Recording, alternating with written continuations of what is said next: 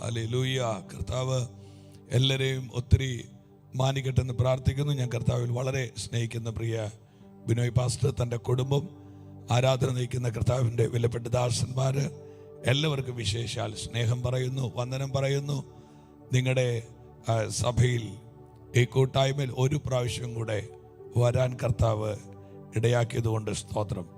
ഞാൻ ഇന്നലെ ഏതോ ഒരു ദൈവദാസൻ്റെ മെസ്സേജ് കേൾക്കുമ്പോൾ എനിക്കൊത്തിരി സന്തോഷമുണ്ടായൊരു കാര്യമുണ്ട്. അദ്ദേഹം പറഞ്ഞത്, ഈ ദൈവത്തിൻ്റെ ആത്മാവ് എപ്പോഴും കാര്യങ്ങളെ നന്നായി ചെയ്യുന്ന ആത്മാവാണ്. നിങ്ങളെല്ലാവരും കേൾക്കുന്നുണ്ടോ? ദൈവത്തിൻ്റെ ആത്മാവുള്ള സ്ഥലത്ത് അതിൻ്റെ വൃത്തി കാണും. ദൈവത്തിൻ്റെ ആത്മാവ് ഒരാളിലുണ്ടെങ്കിൽ അതിൻ്റെ വൃത്തി അവരിൽ കാണും. എന്നിട്ട് അദ്ദേഹം കുറേ വചനങ്ങൾ എടുത്തിട്ട് പറഞ്ഞു, എനിക്ക് ഒത്തിരി സന്തോഷം തോന്നി. ഈ സാത്താൻ ഒരു ചെറുപ്പക്കാരൻ്റെ അകത്ത് കയറിയപ്പോൾ അവൻ ബെഡ്ഷീറ്റ് വിരിച്ച കട്ടിലല്ല കിടന്നത്, അവൻ പോയത് നേരെ ശ്മശാനത്തിലേക്കാണ്. ദുർഗന്ധം വമിക്കുന്ന, പുഴുക്കൾ തത്തിക്കളിക്കുന്ന ഏറ്റവും അഴുക്ക് സ്ഥലത്തേക്ക്. അപ്പോൾ അദ്ദേഹം പറഞ്ഞൊരു വാക്കുണ്ട്, ആമേൻ, നമ്മൾക്ക് എത്രത്തോളം നമ്മൾ നിൽക്കുന്ന സാഹചര്യം എത്രത്തോളം നമ്മൾക്ക് ഭംഗിയായിട്ടിടാൻ പറ്റുമോ അത്രത്തോളം തെളിഞ്ഞ ആത്മാവിൻ്റെ സ്വാധീനം നമ്മുടെ അകത്തുണ്ടായിരിക്കും. അത് നമ്മൾ കിടന്നുറങ്ങുന്ന മുറിയും താമസിക്കുന്ന വീടും ജോലി ചെയ്യുന്ന നാം പാകം ചെയ്യുന്ന നമ്മുടെ കിച്ചണും, അതുപോലെ അതിനേക്കാൾ ഉപരി നമ്മുടെ സഭയും. ഹല്ലേലൂയ. ഞാൻ അതിൽ നിങ്ങളെ ബഹുമാനിക്കുന്നു. കർത്താവ് നിങ്ങളെ അനുഗ്രഹിക്കട്ടെ. ഇതിനേക്കാൾ വലിപ്പമുള്ള 10,000-കണക്കിന് സഭകൾ, ഭംഗിയുള്ള സഭകൾ ഇന്ത്യയിൽ ഉണ്ടാകട്ടെ. അസൂയുണ്ടോ? ഇല്ലല്ലോ. ഉണ്ടാകട്ടെ എന്ന് ഞാൻ പ്രാർത്ഥിക്കുകയും ചെയ്യുന്നു. ഇനി യെശയ്യാപ്രവചനം 53. ഇന്ന് പകൽ വളരെ തെളിഞ്ഞ ചിന്തകളിൽ ആ ദൂതിൻ്റെ ഉള്ളിലേക്കൊന്ന് ചൂഴ്ന്ന് ഇറങ്ങിച്ചെന്നിട്ട് ചില ദൈവത്തിൻ്റെ ദൂതുകൾ എടുത്തിട്ട് പ്രാർത്ഥിപ്പാൻ ആഗ്രഹിക്കുക. സന്തോഷത്തോടെ നിങ്ങൾ കർത്താവിൻ്റെ സന്നിധിയിലായിരുന്നാട്ടെ. ഈ യെശയ്യാപ്രവചനം 53, യേശു കർത്താവിന് 10,500 വർഷത്തിന് മുമ്പ് ഒരു ദൈവമനുഷ്യൻ പ്രവചനത്തിൻ്റെ ആത്മാവിൽ യേശുവിൻ്റെ ക്രൂശിനെ കാണുകയാണ്. ഞാനിനി പറയുന്ന വാക്കുകൾ നിങ്ങൾ ഗൗരവമായിട്ട് കേൾക്കുക. യേശുവിൻ്റെ ക്രൂശ് നേരിട്ട് കണ്ടത് യോഹന്നാനാണ്.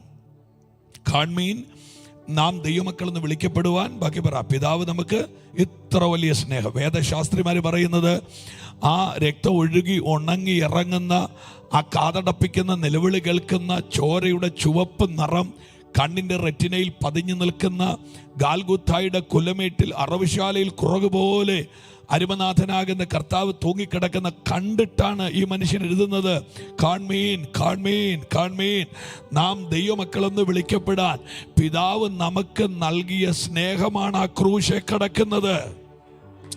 അപ്പൊ യേശുവിൻ്റെ ക്രൂശ് നഗ്നമായ പച്ച കണ്ണുകൊണ്ട് കണ്ട ഒരു ദൈവമനുഷ്യനാണ് യോഹന്നാൻ. എന്നാൽ നിങ്ങൾ നോക്കുക, യെശയ്യാപ്രവചനം 53 നിങ്ങൾ വായിച്ചാൽ കണ്ണുകൊണ്ട് ക്രൂശ് കണ്ട യോഹന്നാനേക്കാൾ ഷാർപ്പായിട്ടാണ് യെശയ്യാപ്രവചനം 53 എഴുതി വച്ചിരിക്കുന്നത്.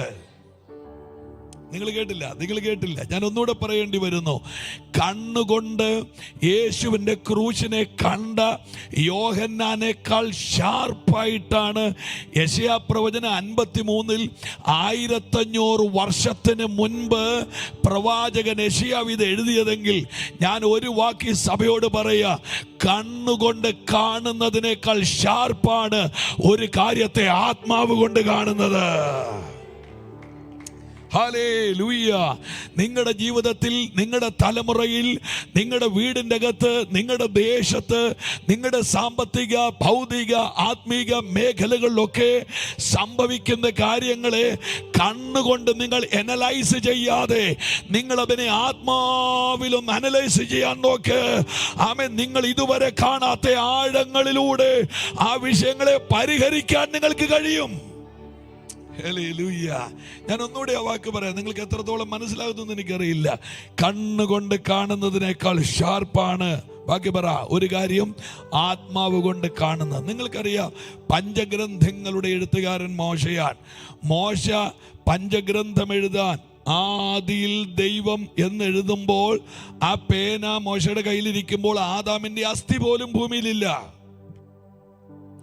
ആദാമിന്റെ അസ്ഥി പോലും ദ്രവിച്ച കാലത്ത് പേന എടുത്തു പിടിച്ച് ആദമിനെ ദൈവം സൃഷ്ടിച്ച, ഹൗവയെ ദൈവം സൃഷ്ടിച്ച ഏദൻ തോട്ടത്തിലെ ഒരു നദി 4 ശാഖയായി പിരിഞ്ഞൊഴുകുന്ന, പാമ്പ് സംസാരിക്കുന്ന ഈ ചരിത്രം മുഴുവൻ വായിച്ചാൽ കണ്ടോണ്ട് എഴുതുന്നതിനേക്കാൾ ഷാർപ്പായിട്ടാണ് എഴുതുന്നത്. എന്ന് പറഞ്ഞാൽ കണ്ണിനേക്കാൾ നമുക്ക് വിശ്വസിക്കാം നമ്മുടെ അകത്തുള്ള ആത്മാവിനെ. അങ്ങനെയാണെങ്കിൽ യെശയ്യാപ്രവചനം 53 കയറുകയാ. നിങ്ങൾ എന്നോട് കൂടെ വരണം. യെശയ്യാപ്രവചനം 53 ഇതിനകത്തൊന്ന് ഇട്ടു തരാമോ? 1-ാമത്തെ വാക്യം മുതൽ എന്നിട്ട് അതിനകത്ത് ദൂത് ഞാൻ എടുക്കാം. യേശു കർത്താവിന്റെ ക്രൂശിനെ ആഴമായിട്ട് കൊണ്ടുപോകുകയാണ്. ഒന്ന്, ഞങ്ങൾ കേൾപ്പിച്ചത്, ആ വാക്യം അങ്ങനെ കിടക്കട്ടെ, ഞങ്ങൾ കേൾപ്പിച്ചത് ആർ വിശ്വസിച്ചിരിക്കുന്നു, യഹോവയുടെ ഭുജം ആർക്ക് വെളിപ്പെട്ടിരിക്കുന്നു. ഈ ഉപവാസത്തിൽ കർത്താവിനെ ഈ യോഗത്തിലേക്ക് അയച്ചതുകൊണ്ട് ഈ സഭയോട് പറയാൻ 1-ാമത്തെ ദൂത് ദൈവാത്മ പറയുന്നു. 2024 ഈ മാർച്ച് മാസത്തെ അവസാനം ആലയത്തിന്റെ ഉള്ളിലിരിക്കുന്ന നിങ്ങളോട് ആത്മാവ് ഇടപെടുകയാണ്. എന്താണോ നീ കേട്ടത് അത് ഈ ദിവസങ്ങളിൽ വെളിപ്പെട്ട് വരാൻ പോകുകയാണ്. എത്ര പേര് കരമുയർത്തി ഹല്ലേലൂയ പറയുന്നുണ്ട്? ആരോടൊക്കെയോ ദൈവാത്മാവ് ഒരു ദൂത് പറയുകയാണ്. നീ ഇന്നലകളിൽ കേട്ടത് വെളിപ്പെട്ട് വരാനുള്ള സീസണിലേക്ക് നീ വന്നിരിക്കുകയാണ്. ഇനി ആ മറുപടികൾക്ക്, ഇനി ആ വാഗ്ദത്തത്തിന് മറഞ്ഞിരിക്കാൻ അനുവാദമില്ല. ആ കരമൊന്ന് അടിച്ച് യേശുവിന്റെ മഹത്വം കൊടുത്താട്ട് ആരോടോ ദൈവാത്മാവ് തൊട്ടു പറയുന്നു, എന്താണോ നീ കേട്ടത് അത് യേശു ക്രിസ്തുവിൻ നാമത്തിൽ വെളിപ്പെട്ടു വരാൻ. ഹല്ലേലൂയ. ഇനി അത് മുൻപോട്ട് പോകുകയില്ല. ഞാൻ ഇന്നലെ രാത്രി പ്രസംഗിച്ചൊരു ദൂതുണ്ട്. രാത്രി ഏറെയായിട്ടും ആ ദൂതന്റെ മനസ്സിൽ നിന്ന് പോയിട്ടില്ല. ഞാൻ പ്രസംഗിച്ചത് നോഹയുണ്ടാക്കിയ പെട്ടകത്തെ കുറിച്ചാണ്. മഴക്കാറില്ലാത്ത, വെള്ളിടികളില്ലാത്ത, മഴമേഘങ്ങളില്ലാത്ത, കൂലം കുത്തി പാഞ്ഞു വരുന്ന തോടുകളില്ലാത്ത ഒരു കാലഘട്ടത്തിൽ പെട്ടകമുണ്ടാക്കാൻ, ഒരു കപ്പലുണ്ടാക്കാൻ പറഞ്ഞ ദൈവമനുഷ്യൻ ചരിത്രം വായിച്ചത് 120 വർഷം പ്രസംഗിച്ചെന്നാണ്. എന്നിട്ട് ആ മനുഷ്യൻ വലിയ ഒരു പെട്ടകം ഉണ്ടാക്കി. തമ്പുരാൻ പറഞ്ഞു, ഇനി അതിനകത്തോട്ട് കേറിക്കോ. നിങ്ങളൊന്ന് ഓർത്തു നോക്കിക്കേ, പെട്ടകത്തിന്റെ അകത്തോട്ട് കേറിയ മിനിറ്റ് മുതൽ പിന്നെ നോഹയ്ക്കൊന്നും ചെയ്യാനില്ല. എത്ര പേരുടെ കൂടെ ഉണ്ട്? അതുവരെ നോഹയ്ക്ക് തടി വെട്ടാനുണ്ടായിരുന്നു, അതുവരെ നോഹയ്ക്ക് സ്കെച്ചും പ്ലാനും അനുസരിച്ച് പണിയാനുണ്ടായിരുന്നു, അതുവരെ നോഹയ്ക്ക് പശ തേക്കാനുണ്ട്, അതുവരെ നോഹയ്ക്ക് കീല് തേക്കാനുണ്ട്, അതുവരെ നോഹയ്ക്ക് ഡോർ ഉണ്ടാക്കാനുണ്ട്. എന്നാൽ അകത്ത് കയറിയപ്പോ ദൈവം പറഞ്ഞു, ഇനി നിനക്കൊന്നും ചെയ്യാനില്ല, ഇനി മുഴുവൻ എനിക്കാണ് ചെയ്യാനുള്ളത്. ഹല്ലേലൂയ. എനിക്കറിയില്ല പ്രിയരെ, നിങ്ങളുടെ അകത്ത് പരിശുദ്ധാത്മാവ് ഒരു 25% ഉണ്ടെങ്കിൽ നിങ്ങൾ ഈ ദൂതനോടൊന്ന് പ്രതികരിക്ക്. നിന്റെ പ്രവർത്തികൾ ഈ പുത്തൻ കുരിശിൽ അവസാനിക്കുകയാ. ഇത് ദൈവപ്രവർത്തിയുടെ സീസണാണ്. കരമടിക്കാമെങ്കിൽ, കൈകൾക്ക് ആരോഗ്യമുണ്ടെങ്കിൽ, തൊണ്ടക്കൊടിയിൽ ശബ്ദമുണ്ടെങ്കിൽ, ഓൺലൈനകത്ത് കേൾക്കുന്ന ആരോടൊക്കെയോ ദൈവം തൊട്ടു പറയുന്നു, നീ ഒത്തിരി കരഞ്ഞതാണ്, നീ ഒത്തിരി നിലവിളിച്ചതാണ്, നീ ഒത്തിരി വലഞ്ഞതാണ്, നീ ഒത്തിരി ഉപവസിച്ചതാണ്. ക്ലോസ് ചെയ്തോ, നിന്റെ സീസൺ കഴിഞ്ഞോ. ഇത് ദൈവത്തിന്റെ സമയം.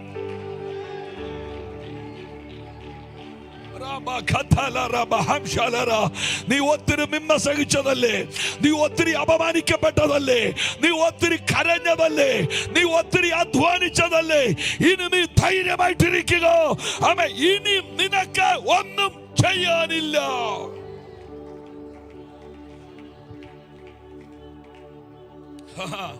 എന്നോട് കൂടെ വരണം, എന്നോട് കൂടെ വരണം. ഞാൻ ദൈവമക്കളോട് പറഞ്ഞ വചനം കേൾക്കുമ്പോൾ നിങ്ങളുടെ വൈറ്റ് കോളർ ജോബ് ഉണ്ടല്ലോ, അത് മാറ്റി വെച്ചേക്കണം. വചനത്തോട് പ്രതികരിക്കണം. വചനത്തോട് ഇന്ന് വരെ എനിക്ക് വേണ്ടി വേറെ ആരും ശ്വാസം വലിച്ചു തന്നിട്ടില്ല. ഇന്ന് വരെ എനിക്ക് വേണ്ടി വേറെ ആൾ ഗുളിക കഴിക്കാറില്ല. അങ്ങനെയാണെങ്കിൽ ഇത് നിന്റെ റെസ്പോൺസിബിലിറ്റി ആണ്. എത്ര പേര് ആമേൻ പറയുന്നുണ്ട്? ഉറപ്പിച്ചോ, ഈ അന്തരീക്ഷത്തിൽ ഹോളി സ്പിരിറ്റ് ചലിക്കുന്നത് ഞാൻ ആത്മാവിൽ കണ്ടുകൊണ്ട് സഭയോട് പറയുന്നു, ഇനി കൈകട്ടി is the time of God. Hallelujah. ഏതൊക്കെ അമ്മമാരോട് പറയുന്നു, നിന്റെ തലമുറയ്ക്ക് വേണ്ടി ഒത്തിരി കരഞ്ഞതല്ലേ, ഇനി ധൈര്യമായിട്ടിരിക്കെ, ഇത് പരിശുദ്ധാത്മാവിന്റെ സീസൺ. ഹല്ലേലൂയ.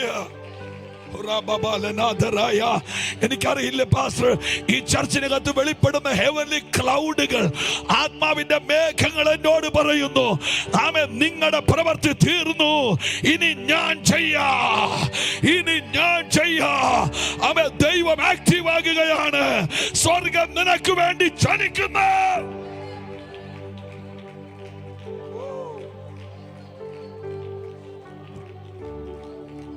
ഹല്ലേലൂയ. ഏതായാലും ഞാൻ പറഞ്ഞതല്ലേ, 2 ദൂത ഭാഗത്ത് നിന്ന് പറഞ്ഞിട്ട് എനിക്ക് മുൻപോട്ട് കയറണം. എത്ര പേര് സന്തോഷത്തോടെ ഇരിക്കുന്നുണ്ട്? ഈ 120 വർഷമൊക്കെ ഒരു മനുഷ്യൻ പ്രസംഗിക്കുമ്പോൾ, ഞാനൊരു നിങ്ങൾ ആരും കണ്ണടച്ചിരിക്കരുത്. ഈ കണ്ണടച്ചിരിക്കുന്ന ഒരു ധ്യാനിക്കുകയാണെന്ന് ചിന്തിക്കാനും മാത്രമുള്ള ഒരു ബുദ്ധി വളർച്ച ഇല്ലാത്ത ഒരാളാണ് ഞാൻ. അതുകൊണ്ട് പ്ലീസ് നിങ്ങളെല്ലാവരും കണ്ണു തുറന്നിരുന്നാൽ മതി. ഹല്ലേലൂയ. പുറത്ത് തന്നെ ഭയങ്കര ചൂടാണെന്നറിയോ? ഇത്രയും ന്യൂസിലൻഡിനകത്ത് ഇരിക്കുന്ന പോലെ അതിനകത്തിരിക്കുന്നത്. അപ്പൊ ആ നന്ദി എങ്കിലും ദൈവത്തോട് കാണിച്ചേ പറ്റുള്ളൂ. ഹല്ലേലൂയ. അപ്പൊ അതുകൊണ്ട് വളരെ പ്രാർത്ഥനയോടെ ഒക്കെ ഇരിക്കണം. ഇച്ചിരി കാറ്റും ഒരു ശാലം തണുപ്പൂടെ കിട്ടിയാൽ സ്വർഗത്തിരുന്ന് പോലും ഉറങ്ങാൻ കൃപയുള്ളവരാണ് നമ്മൾ. ചെയ്യരുത്. നിങ്ങൾ ശ്രദ്ധിച്ച് നോക്കിക്കേ, 120 വർഷം ഒരു മനുഷ്യൻ പ്രസംഗിക്കുന്നത്. നിങ്ങളുടെ പാസ്റ്ററുണ്ട്, ഞാനിവിടെ ഒരു പാവപ്പെട്ട ഉപദേശിയാണ്. ഞങ്ങളെല്ലാവരും ഭയങ്കര ഗൗരവമായിട്ട് ദൈവവചനം പറയാൻ ഇഷ്ടമുള്ളവരാണ്. റിയലി ഇഷ്ടമുള്ളവരാ. നിങ്ങൾക്കും അതിന് ഇഷ്ടമുണ്ട്. പക്ഷേ ഈ 120 വർഷം പ്രസംഗിക്കുമ്പോഴും നിങ്ങൾ പറയുന്നു നോഹയ്ക്ക് യഹോവയുടെ കൃപ ലഭിച്ചെന്ന്. അങ്ങനെയല്ലേ? അപ്പൊ ഈ കൃപ ലഭിക്കാതെ ഈ പ്രസംഗം വായിക്കൂടെ വരികയില്ല. അതിന്റെ കാര്യം എന്നറിയോ? മഴമേഘങ്ങൾ ഇല്ലാത്തിടത്ത് വെള്ളപ്പൊക്കം വരുന്നു എന്ന് പ്രസംഗിക്കണമെങ്കിൽ കൃപ വേണമല്ലോ. ഹല്ലേലൂയ. കൃപയില്ലാതെ ഈ പ്രസംഗം വായി വരികയില്ല. അയ്യോ, അന്ന് കൊടയില്ലെന്ന്, ജോൺസന്റെ കൊടയില്ല, പോപ്പി കൊടയില്ല, അന്ന് തോടില്ല, അന്ന് വെള്ളത്തിടാൻ പറ്റിയ ചെരുപ്പില്ല, അന്ന് കുത്തൊഴുക്കില്ല, അന്ന് തിരമാലയുടെ ഇളക്കം കേൾക്കുന്നില്ല. അന്നൊരു മനുഷ്യൻ നിന്നച്ചു പറയാ, വെള്ളപ്പൊക്കം വരാൻ പോകുന്നു, എല്ലാം വെള്ളത്തിൽ മുങ്ങിച്ചാകാൻ പോകുന്നു. നാട്ടിലെ ചെറുപ്പക്കാർ പറഞ്ഞെന്നറിയാമോ? ഉദ്ദേശിയുടെ എന്തോ സ്ക്രൂ അയഞ്ഞു പോയെന്നാ പറഞ്ഞത്. ഹല്ലേലൂയ. സൈമൺ സാറിന്റെ അതിനെക്കുറിച്ച് എഴുതിയൊരു കവിതയുടെ ഒരു വരി ഞാൻ ഓർക്കുന്നുണ്ട്. അതിനകത്ത് എഴുതിയിരിക്കുന്നത്, അപ്പച്ചന്റെ ഈ പിള്ളേരുടെ ഭാഷ പറയാം, കിളി പോയെന്നാ എഴുതിയത്. ഹല്ലേലൂയ. മഴമേഘമില്ലാത്ത കാലത്ത് മഴ പെയ്യുമെന്നൊരു ദൈവമനുഷ്യൻ ചരിത്രത്തിൽ വായിച്ചത് 120 വർഷം പ്രസംഗിച്ചെന്ന്. എനിക്കറിയില്ല, നിങ്ങളുടെ പാസ്റ്റർ തന്നെ ഈ സഭയ്ക്കകത്ത് എന്നും ഒരേ വാക്യം പ്രസംഗിച്ചാൽ നിങ്ങൾ എന്നേ സഭ വിട്ടുപോകും. ഇനി പോട്ടെ, അതൊരു ബ്ലെസ്സിങ്ങിന്റെ ദൂതാണ്, പിന്നെയും കേട്ടിരിക്കുക. ഇത് മുഴുവൻ നോഹ കുറിവാക്യം വായിക്കുന്നത്, വെള്ളപ്പൊക്കം വരുന്നു, എല്ലാം ചാകാൻ പോകുന്നു. പിറ്റേ ദിവസം കുറിവാക്യം, വെള്ളപ്പൊക്കം വരുന്നു, എല്ലാം ചാകാൻ പോകുന്നു. ദൈവത്തിലേക്ക് തിരിയുക, ദൈവത്തിലേക്ക് തിരിയുക, ദൈവത്തിലേക്ക് തിരിയുക. 120 വർഷം സത്യത്തിൽ പ്രസംഗിക്കുമ്പോഴും ഈ മനുഷ്യന്റെ ഉള്ളിൽ ഒരു ചിന്തയുണ്ടെന്നറിയാമോ? ഞാൻ രാവിലെ നാക്കുകൊണ്ട് പ്രസംഗിക്കുന്നു, രാത്രി എന്താണോ പ്രസംഗിച്ചത് അത് കൈകൊണ്ട് ഞാൻ ചെയ്തുകൊണ്ടിരിക്കുന്നു. ഓ, ഗ്ലോറി ടു ഗോഡ്. നിങ്ങൾ എത്ര പേര് ചിന്തിക്കുന്നറിയില്ല, ഞാൻ പകലെന്താണോ പ്രസംഗിക്കുന്നത് അത് ഞാൻ രാത്രി ചെയ്തുകൊണ്ടേ ഇരിക്കുന്നു. എന്താണോ ഞാൻ പറയുന്നത് അത് ഞാൻ പ്രവർത്തിക്കുന്നു. ഹല്ലേലൂയ. രാത്രി പെട്ടകം പണിയുന്നു. എന്നിട്ട് ഒരു ദിവസം തമ്പുരാൻ പറഞ്ഞു, തീർന്നു. ഹലോ, തീർന്നു, പ്രസംഗം കഴിഞ്ഞു. ഇനി മക്കള് പെട്ടകത്തിനകത്തോട്ട് കയറിക്കോ. ഈ നിങ്ങൾ ഇച്ചിരി ഓപ്പൺ ആയിട്ടിരിക്കോ. പ്രസംഗിച്ചത് നാട്ടിലാ, പക്ഷെ ഇളകിയത് കാടാണ്. ഒരാഴ്ചയെങ്കിലും ആലോചിച്ചാൽ ഒരു അല്ലലിയ വരൂ, ആർക്കറിയാം. പ്രസംഗിച്ചത് നാട്ടിലാ, പക്ഷെ ഇളകിയത് കാടാണ്. ആന വന്നു, എലി വന്നു, പുലി വന്നു, മയില് വന്നു, എല്ലാം വന്നു. നാട്ടിൽ നിന്ന് ഒരുത്തരും വന്നില്ല. പക്ഷേ ഈ നോഹയുടെ മുഖത്തൊരു അങ്കലാപ്പില്ല. കാര്യം എന്നറിയോ? നാടിനെ രക്ഷിക്കാൻ പറ്റിയില്ലെങ്കിലും വീട്ടിൽ നിന്ന് ഒരെണ്ണം പോലും പുറത്തു പോയിട്ടില്ല. ഹല്ലേലൂയ. എന്റെ ചിന്തയെ പറഞ്ഞ ആ കാലഘട്ടത്തിലെ ഏറ്റവും വലിയ വിജയമാ നോഹ. കാര്യം എന്നറിയോ? നാടളക്കിയില്ലേലും വീട് നഷ്ടപ്പെടാൻ അനുവദിക്കാത്ത ദൈവ മനുഷ്യൻ. ഹല്ലേലൂയ. ആമേൻ. ഇനി നിങ്ങൾക്ക് ഇതിനകത്ത് പ്രശ്നമുണ്ടെന്ന്, ഒത്തിരി പ്രശ്നമുണ്ട്. ആമേൻ. ഈ എൻ്റെ അപ്പൻ്റെ ആ സീസണിലല്ല ഞാൻ ജീവിച്ചിരുന്നത്, എൻ്റെ സീസണിലല്ല എൻ്റെ മോൻ ജീവിക്കുന്നത്. എന്തൊരു വ്യത്യാസം! എനിക്ക് ഓർമ്മ വെച്ച കാലത്ത് ഫേസ്ബുക്ക് ഇല്ല, എനിക്ക് ഓർമ്മ വെച്ച കാലത്ത് ഇൻസ്റ്റ ഇല്ല, എനിക്ക് ഓർമ്മ വെച്ച കാലത്ത് വാട്സപ്പ് ഇല്ല, എനിക്ക് ഓർമ്മ വെച്ച കാലത്ത് ഈ ഇന്റർനെറ്റ് എന്ന് പറയുന്ന ഈ നമ്മൾ ഈ ഇങ്ങനെ മാന്തിക്കൊണ്ട് നടക്കുന്ന ഈ സാധനം ആരുടെ കയ്യിലില്ല. എൻ്റെ ഓർമ്മയിൽ ആദ്യത്തെ ഫോൺ കോളിന് ഔട്ട് ഗോയിങ് പോകുന്നതിന് 1 മിനിറ്റിന് 3 രൂപ, ഇങ്ങോട്ട് വരുന്നതിന് 1.5 രൂപ. കേട്ടിട്ടില്ല. ഞാൻ ആദ്യം മേടിച്ച ഫോൺ എൻ്റെ ഓർമ്മയിൽ ഇപ്പോഴും ഉണ്ട്. ഒരു സാംസങ്ങിന്റെ അകത്ത് ലൈറ്റ് കത്തുന്ന പട്ടിയെ പോലെ ചെവിയുള്ളൊരു ഫോൺ, ഒരു ഏരിയയിൽ ഇങ്ങനെ മേളോട്ടിരിക്കുന്ന ഒരു ഫോൺ. അതിനകത്തുനിന്ന് ഒരു കോള് പുറത്തോട്ട്, എറണാകുളത്ത് വെച്ചാൽ മേടിക്കുന്നത്, പലരും വിട്ട് താമസിക്കും. ഒരു കോള് പുറത്തോട്ട് പോയോ 3.5 രൂപ. അകത്തോട്ടൊരു കോള് വന്നാൽ 2 പ്രാർത്ഥനയാ. ഞാൻ ആരെയും വിളിക്കരുത്, എന്നെ ആരും വിളിക്കരുത്. അങ്ങനത്തെ ഒരു കാലം. ആ കാലേജോട്ട് കഴിഞ്ഞു. ഇപ്പോ ജനിച്ചു വീഴുന്ന കൊച്ചിന്റെ കയ്യിലോട്ട് കളിക്കുന്ന മൊബൈൽ എടുത്തു കൊടുത്താൽ അവൻ അപ്പന്റെ തലക്കിട്ടറിയും. അതുകൊണ്ട് ഒറിജിനൽ ആൻഡ്രോയിഡ് കൊടുക്കാതെ പിള്ളേർ കളിക്കില്ല. സീസൺ മാറി, കാലം മാറി. നിങ്ങളൊന്ന് ഓർത്തു നോക്കിക്കേ, നോഹ പ്രസംഗിച്ച പ്രസംഗത്തിന്റെ പുറകിൽ നോഹയുടെ 3 ആമ്പിള്ളാരെ പെട്ടകത്തിൽ കയറ്റി എന്ന് പറഞ്ഞാൽ അടുത്ത ജനറേഷനിലുള്ള ഒരു തലമുറയെ പെട്ടകത്തിന്റെ അകത്ത് കയറ്റാൻ ഞാൻ ദൈവമക്കളോട് പറയുന്നു, ഇനിയുള്ള കാലഘട്ടത്തിൽ നിങ്ങൾ പ്രാർത്ഥിക്കേണ്ടത് അടുത്ത ജനറേഷൻ ചർച്ചിൽ കയറാൻ വേണ്ടിയിട്ടാണ്. ഓ, മിണ്ടുന്നില്ല. ഇപ്പോഴും നമ്മുടെ പ്രാർത്ഥന എവിടെയോ ഉടക്കി കിടക്കുകയാ. ആട് പ്രസവിക്കാൻ, വാഴ കൊലയ്ക്കാൻ, എവിടെയോ വീസ അടിക്കാൻ, അഡ്മിഷൻ കിട്ടാൻ. നിർത്ത്. അടുത്തൊരു തലമുറ ദൈവ സാന്നിധ്യത്തിലേക്ക് കയറി വരാൻ എത്ര പേര് പ്രാർത്ഥിക്കുന്നുണ്ട്? അടുത്തൊരു തലമുറ പെട്ടകത്തിൽ കയറാൻ.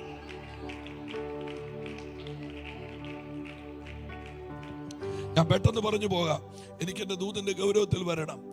നോഹയുടെ ദൈവം പറഞ്ഞു, മക്കൾ പെട്ടകത്തിൽ കയറിക്കോ.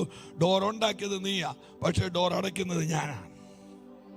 ഹലോ, ഡോർ ഉണ്ടാക്കിയത് നീയാ, അടയ്ക്കുന്നത് ഞാനാ. നോഹയുടെ ചിന്ത എന്നാണെന്നറിയോ? ദൈവദാസന്മാരെ, നിങ്ങളെങ്കിലും എന്നോട് കൂടെ വാ. നോഹയുടെ ചിന്ത എന്നാണെന്നറിയോ? നോഹ പെട്ടകത്തിനകത്തോട്ട് കയറും, ദൈവം ഡോർ അടിക്കും, എന്നൊരൊറ്റ ഇടിവെട്ടും, ഒരു വെള്ളിടി, ഒരു കൊള്ളിയാൻ മിന്നൽ, ഒരു മഴ, ഒരു കരച്ചിൽ, ഒരു നിലവിളി, ഇതൊക്കെ കേൾക്കുമെന്നോർത്ത് ആ മനുഷ്യൻ പെട്ടകത്തിനകത്തോട്ട് കയറി തമ്പുരാൻ ഡോർ ലോക്ക് ചെയ്ത് കഴിഞ്ഞേച്ച് നോഹ കാതോർത്തിരിക്കുക. ഇടിവെട്ടുന്നുണ്ടോ? ഇടിവെട്ടുന്നില്ല. മഴ പെയ്യുന്നുണ്ടോ? നിങ്ങൾ മിണ്ടുന്നില്ല. മഴ പെയ്യുന്നില്ല. എത്ര ദിവസം? 7 ദിവസം കേട്ടില്ല. 7 ദിവസം ഇടിയില്ല, 7 ദിവസം മഴയില്ല. 120 വർഷം ധൈര്യത്തോടെ പ്രസംഗിച്ചവന്റെ ചങ്കിനകത്തൊരു ആന്തല് കയറാൻ തുടങ്ങി. എന്റെ ദൈവമേ, ഇടിയില്ല, മഴയില്ല. ഇനി നിങ്ങൾ ഓർത്തു നോക്കിക്കേ, മഴമേഘങ്ങളെ ദൈവം റെഡിയാക്കുമ്പോൾ ഭൂമി അതുവരെ കണ്ടിട്ടില്ലാത്ത ഹൈ ഹ്യൂമിഡിറ്റിയിലേക്ക് കയറാൻ തുടങ്ങി. മഴ പെയ്യാൻ ആകാശത്ത് മേഘം കയറിയാൽ ഭൂമി എത്രത്തോളം ഹ്യൂമിഡിറ്റിയിലേക്ക് പോകുമോ, ആ ഹ്യൂമിഡിറ്റിയുടെ ഏറ്റവും മൂർധന്യാവസ്ഥയിലേക്ക് ഭൂമി പോകുമ്പോൾ നോഹയും കുടുംബവും പെട്ടകത്തിനകത്തിരുന്ന് നീറുകയാ. ആരോടോ ദൈവാത്മാവ് ദൂത് പറയുന്നു, ഇന്നും നീ അനുഭവിക്കുന്ന ചില ഹ്യൂമിഡിറ്റികൾ നാളത്തെ മഴയ്ക്ക് വേണ്ടി വഴിമാറാൻ പോകയാ. Come on. ആ കരം അടിച്ചൊന്ന് യേശുവിന്റെ മഹത്വം കൊടുക്കാമോ? എനിക്കറിയില്ല, ദൈവാത്മാവ് വിവേചിച്ച് പറയുന്നു, വീടിനകത്ത് ഇരിക്കാൻ മേല, തലമുറയെ ഓർത്തിട്ട് നിൽക്കാൻ പറ്റുന്നില്ല, സാമ്പത്തിക അനുഭവം ഭയങ്കര ഡള്ളാണ്, ബ്രോക്കൺ ആണ്.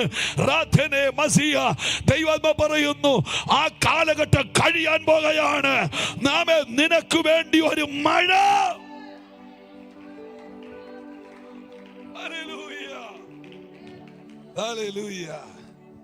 ഞാൻ ദൈവമക്കളോട് പറയുന്നു, ഈ ദൈവാലോചന കേട്ടതുകൊണ്ട് ഈ ഹ്യൂമിഡിറ്റിയിൽ നിന്നും നോഹ ഒഴിവാകുകയല്ല.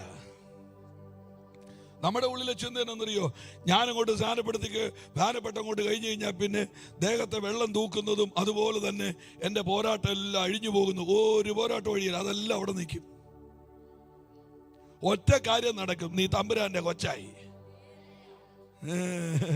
ഹല്ലേലൂയ. ആമേൻ. നീ അങ്ങോട്ട് ഓടിച്ചെന്ന് വെച്ച് ഞാൻ ദൈവ വൈദ്യരായിരുന്നു, നീർക്കോലിയെ കയറി ചവിട്ടി അത് പിടിച്ച് നിന്നെ കടിക്കുകയൊക്കെ ചെയ്യും. നീർക്കോലിക്ക് ബന്ധുക്കോസുകാരനെന്ന് പറയണമെന്ന് നിർബന്ധമൊന്നുമില്ല. പക്ഷെ നിന്റെ ആത്മമനുഷ്യൻ സ്ട്രോങ് ആയിരിക്കും. എത്ര പേര് ആമേൻ പറയുന്നത് എനിക്കറിയത്തില്ല. ഇനി ഈ ഞാൻ വായിച്ച ഈ വേദപുസ്തകത്തിൽ എനിക്ക് മനസ്സിലായത്, നീ പൗലോസ് ആകാതിരിക്കുകയാണെങ്കിൽ അണൽ ഇതിനെ കടിക്കാതിരിക്കും. നിങ്ങൾ കേട്ടില്ലല്ലേ? അതിന്റെ പാസ്റ്ററെ അംഗീകരിക്കാൻ മേലാത്ത 276 പേര് മെലീത്തയിൽ ചെന്നപ്പോ 275 കടിക്കാതെ പൗലൂസിനെ തന്നെ ആ പാമ്പ് കയറി കടിച്ചെങ്കിൽ പാമ്പിന് നോട്ടം ബാക്കി 275 പേരെ അല്ല, അഭിഷേകമുള്ള പൗലൂസിനെ തന്നെയാണ്. ഹല്ലേലൂയ. പോരാട്ടം തപ്പിയിരിക്കുന്നത് നിന്നെ മാത്രമാണെന്ന് ചിന്തിച്ചു വേണം ജീവിക്കാൻ. പോട്ടെ, ഒരു വാക്കുകൂടെ ഞാൻ പറഞ്ഞേച്ച് ദൂതിന്റെ ഗൗരവത്തിലേക്ക് കയറാം. നോഹയുടെ പെട്ടകം ഇങ്ങനെ ഒഴുകി നടക്കുമ്പോൾ ഒരു വാക്ക് ദൈവമക്കൾ ഓർത്തോണം. ഈ ദൈവത്തെ അനുസരിക്കാത്തവരെ താത്ത മുക്കിയ ശ്വാസം മുട്ടിച്ച അതേ വെള്ളം തന്നെയാ നോഹയുടെ പെട്ടകത്തെ പൊക്കി പിടിച്ചിരിക്കുന്നത്. ഇതൊക്കെ ആരോട് പറയാൻ?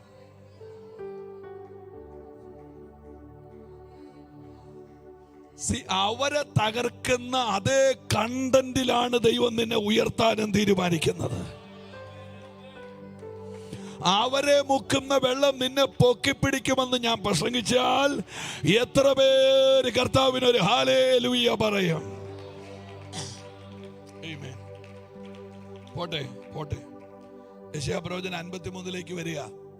എന്താണോ നീ കേട്ടത് പറ, അത് നീ കാണാൻ പോകുകയാണ്. നിങ്ങൾ എത്ര പേര് ആ വാക്കൊന്ന് ആവർത്തിച്ച് പറഞ്ഞു? എന്താണോ അത് എനിക്കറിയില്ല. അത് ആ ദൂത് ഈ സഭയ്ക്കകത്തോട്ട് ദൈവാത്മാവ് അനസ്യൂതം ഇങ്ങനെ ഓപ്പൺ ആക്കുകയാ. എന്താണോ ഇന്നലെ നിന്റെ സഭ എന്താ കേട്ടത്, സോ അത് നീ കാണാൻ പോകുകയാ. ഇന്നലെ നിന്റെ തലമുറ എന്താ കേട്ടത്, അത് നീ കാണാൻ പോകുകയാ. ആമേൻ. കേട്ട കാലം കഴിഞ്ഞു. ഇനി ഗോഡ് റിവീൽ ഹിസ് ഗ്ലോറി. ദൈവം തന്റെ മഹത്വം ഓപ്പൺ ആക്കാൻ പോകുകയാണ്. യേശുവിന്റെ നാമത്തിൽ അത് പുത്തൻകുരിശിൽ ആരംഭിക്കട്ടെ.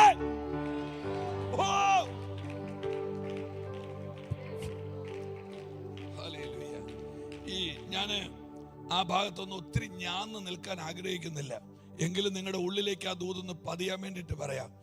ഈ കേൾക്കുന്നതിൻ്റെയും കാണുന്നതിൻ്റെ ഇടയ്ക്കൊരു സീസൺ ഉണ്ട്, ഒരു കാലമുണ്ട്. നിങ്ങൾ ഇവിടെ ഉണ്ടോ എല്ലാവരും? ഹല്ലേലൂയ. ഒന്നുകൂടെ പറയട്ടെ, കേൾക്കുന്നതിൻ്റെയും കാണുന്നതിൻ്റെ ഇടയ്ക്ക് ഒരു കാലമുണ്ട്. ആ കാലത്തിനാണ് നമ്മൾ ഇട്ടിരിക്കുന്ന പേര് പരീക്ഷാകാലം എന്ന്. എല്ലാവരും തോറ്റുപോകുന്ന എവിടെയാണെന്നറിയോ? കേൾക്കുമ്പോഴും ചാടും, കാണുമ്പോഴും ചാടും, നടുക്കും നാടും. കണ്ടിട്ടുണ്ടാ? ഏത് വാഗ്ദത്തം കേൾക്കുമ്പോൾ സന്തോഷം അല്ലേ? അത് റിവീൽ ആകുമ്പോഴും നമുക്ക് എന്താ സന്തോഷം. പക്ഷെ ഇതിന്റെ രണ്ടിന്റെയും കൂടെ ഇടയ്ക്ക് ഒരു സീസൺ ഉണ്ട്. രസം എന്നറിയോ? ഈ സീസൺ നീ തന്നെ മാനേജ് ചെയ്യണം. ഇവിടെ എത്ര ട്യൂഷൻ സെന്ററുകളുണ്ട്. ഏതെങ്കിലും ഒരു മാത്സിന്റെ ടീച്ചറിന് പരീക്ഷ ഹാളിൽ കയറാൻ പറ്റുമോ? ഇല്ല. അവിടെ നീ നിന്റെ വേനായി ഉത്തരക്കടലാസ് കണക്കും മുട്ടിടി നടക്കും അതിനകത്ത്. ഈ സീസണെ മാനേജ് ചെയ്യണമെങ്കിൽ കേട്ടതിനെ കുറിച്ചുള്ള ധൈര്യം നിന്റെ അകത്തുണ്ടാകണം. എനിക്ക് ഭയങ്കര സന്തോഷം വരുന്നു. എവിടെയാ എല്ലാരും തോറ്റത്? എവിടെയാ എല്ലാരും വീണത്? എവിടെയാ എല്ലാരും തകർന്നത്? ആരെല്ലാം തള്ളിയാലും ഏകനാകും അവസ്ഥയിലും സാന്നിധ്യത്തിൽ നിറഞ്ഞു നിന്നിഷ്ടം നിറവേറ്റ കൊതിയാണപ്പാ. കേട്ടായിരുന്നോ വരികൾ? ആരെല്ലാം തള്ളിയാലും ഏകനാകും അവസ്ഥയിലും സാന്നിധ്യത്തിൽ നിറഞ്ഞു നിന്നിഷ്ടം നിറവേറ്റ കൊതിയാണപ്പ. കൊതിയാണപ്പാ കൊതിയാണപ്പാ നിൻ സാന്നിധ്യത്തിൽ, കൊതിയാണപ്പാ കൊതിയാണപ്പാ നിൻ ഹിതങ്ങൾ ചെയ്യുവാൻ. എന്നെ സ്നേഹിച്ചിടുന്ന, എന്നെ മാനിച്ചിടുന്ന നല്ലൊരപ്പായുണ്ട്, നല്ലൊരു ദൈവ.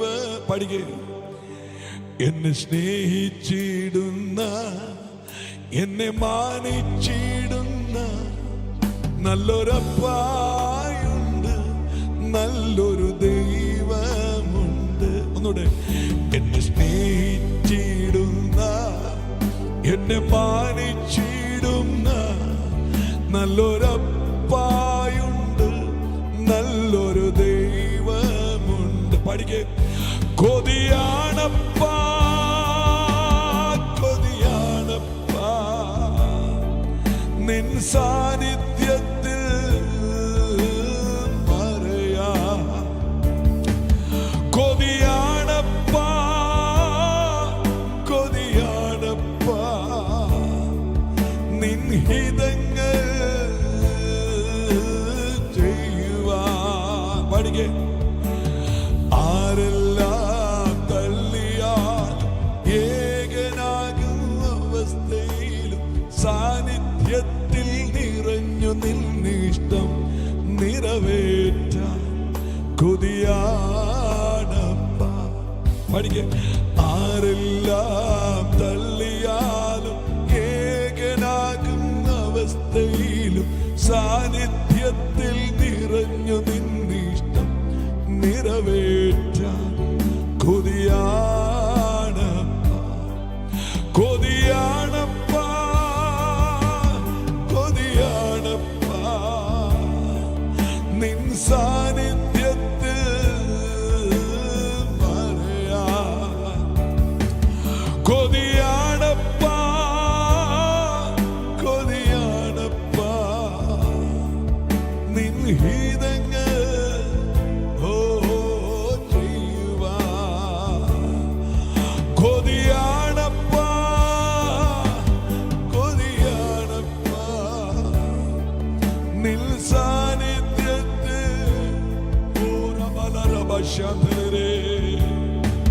കൊതിയാണപ്പാ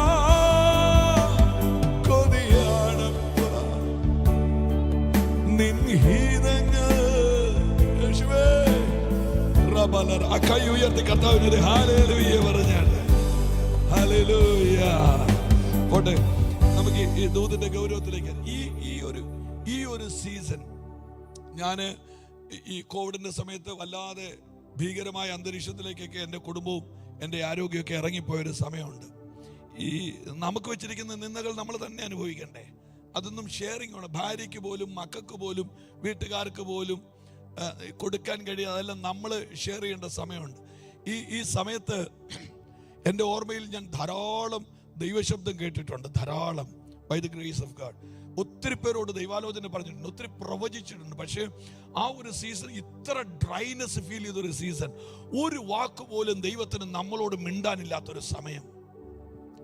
വാതോരാതെ രാത്രി മുഴുവൻ ഇരുന്ന് ദൈവശബ്ദം കേട്ടത് ഞാൻ ഓർക്കുന്നുണ്ട്.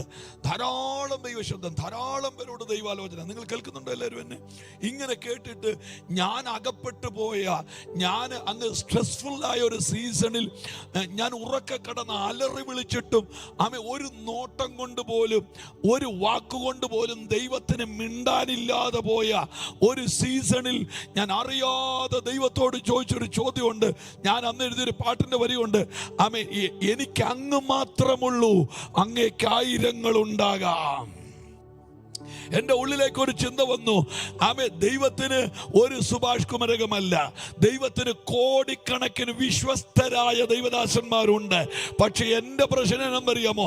എനിക്ക് കോടിക്കണക്കിന് ദൈവം ഇല്ല, എനിക്ക് ഒരൊറ്റ ദൈവമേ ഉള്ളൂ.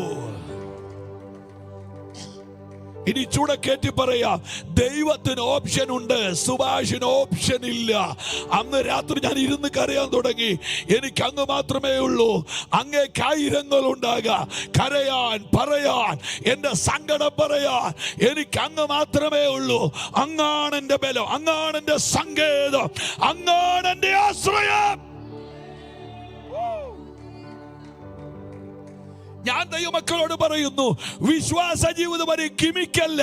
വിശ്വാസ ജീവിതം ഒരു സ്റ്റേജ് പെർഫോമൻസ് അല്ല. ഇതിനകത്ത് കുറെ റിയാലിറ്റികളുണ്ട്. ഭീകരമായി പ്രശ്നങ്ങളുമായി നീ മൂക്കിടിച്ചു നിൽക്കുന്ന ചില സീസൺ ഉണ്ട്. ഞാൻ ദൈവത്തോട് അങ്ങക്ക് എന്നോടൊന്നും മിണ്ടാനില്ലാത്തത്, മറ്റേ ചില സമയത്തൊക്കെ ഉണ്ടല്ലോ, എനിക്ക് വലിയ ദുഃഖം വരുമ്പോ ഒരു പാട്ടിന്റെ വരി മതി എനിക്ക് പിടിച്ചു കയറാൻ. പക്ഷെ ആ സമയത്ത് ഞാൻ പാടിയാൽ തന്നെ പിച്ച് ഔട്ടായി പോകും. വല്ലാതെയായി കഴിഞ്ഞപ്പോ ആമേൻ, ഞാൻ ഇങ്ങനെ പുസ്തകം വായിക്കുമ്പോൾ ഞാൻ നോക്കുക, ഈ പിതാവായ ദൈവത്തിന് തൻ്റെ പുത്രനോട് മാത്രമേ സ്നേഹമുള്ളൂ എന്നറിയാൻ വേണ്ടിയിട്ട് ഞാനിങ്ങനെ വായിച്ചുകൊണ്ടിരുന്നപ്പോൾ പിതാവായ ദൈവത്തിൻ്റെ ഓമനകുമാരൻ വേദന അനുഭവിച്ചൊരു 18 മണിക്കൂറുണ്ട്. ഗിത്സമന മുതൽ ഗാൽഗുത്ത വരെ. ആ സമയവും പിതാവ് സൈലന്റ് ആയിരുന്നു, നിങ്ങളെപ്പോലെ.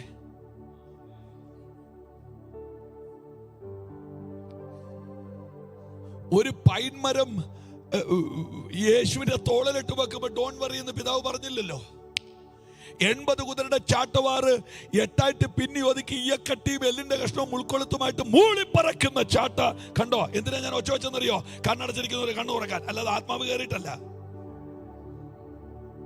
മൂളിപ്പറക്കുന്ന ചാട്ട മൂളിച്ച് യേശുവിന്റെ മുതുകിലേക്ക് ആഞ്ഞടിച്ചപ്പോ, സാരയില്ല മക്കളെ, ആ മുറിവ് ഇൻഫെക്റ്റഡ് ആകാതെ ഞാൻ നോക്കിക്കോളാം എന്ന് പിതാവ് പറഞ്ഞില്ല. ഗാൽഗുത്തായുടെ എന്റെ ഭാഷയിൽ പറഞ്ഞാൽ ദുരന്തം മണക്കുന്ന ഗാൽഗുത്തായുടെ കുന്നിൽ യേശുവിന്റെ ശരീരത്തിലേക്ക് ചതുരവടിവുള്ള ആണി അടിച്ചു കയറ്റുമ്പോൾ അലറിക്കരഞ്ഞ ആവേശത്തോടെ നിലവിളിക്കുന്ന യേശുവിന്റെ മുമ്പിൽ നിന്ന് മുഖം മറച്ചു കളയുന്ന പിതാവിനെ അല്ലേ കണ്ടത്? ഞാൻ അന്ന് എന്റെ ഡയറിയിൽ ഒരു വാക്ക് എഴുതി വെച്ചു. ആരാണ് ആത്മീകൻ അറിയാമോ? ദൈവത്തിന്റെ മൗനങ്ങളെ വായിക്കുന്നവനാണ് യഥാർത്ഥ ആത്മീകൻ. ദൈവം മിണ്ടാതിരിക്കുന്നത് നീ വായിക്കണം.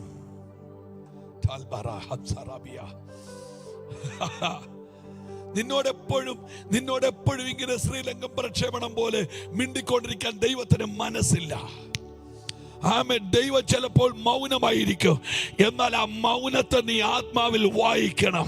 യേശു ആ സ്വാമി പിതാവിന്റെ മുഖത്തോട്ട് നോക്കി മൗനത്തെ വായിച്ചു കഴിഞ്ഞപ്പോൾ യേശുവിന് മനസ്സിലായി അവന്റെ മൗനം വാചാലമാകുന്ന ഒരു ദിവസമുണ്ട്. എത്ര പേർക്ക് കരം അടിച്ചോ നാമയം പറയാൻ പറ്റുന്നുണ്ട്? എന്നോട് ദൈവാത്മാവ് പ്രവചിച്ച് പറയാൻ പറയുന്നു, ഏതൊക്കെയോ വീടിന്റെ അകത്ത് ദൈവത്തിന്റെ മൗനം വാചാലമാകാൻ പോകുകയാണ്. കൈ അടിക്കാമെങ്കിൽ യേശുവേ എന്ന് വിളിക്കാമെങ്കിൽ കമാൻ.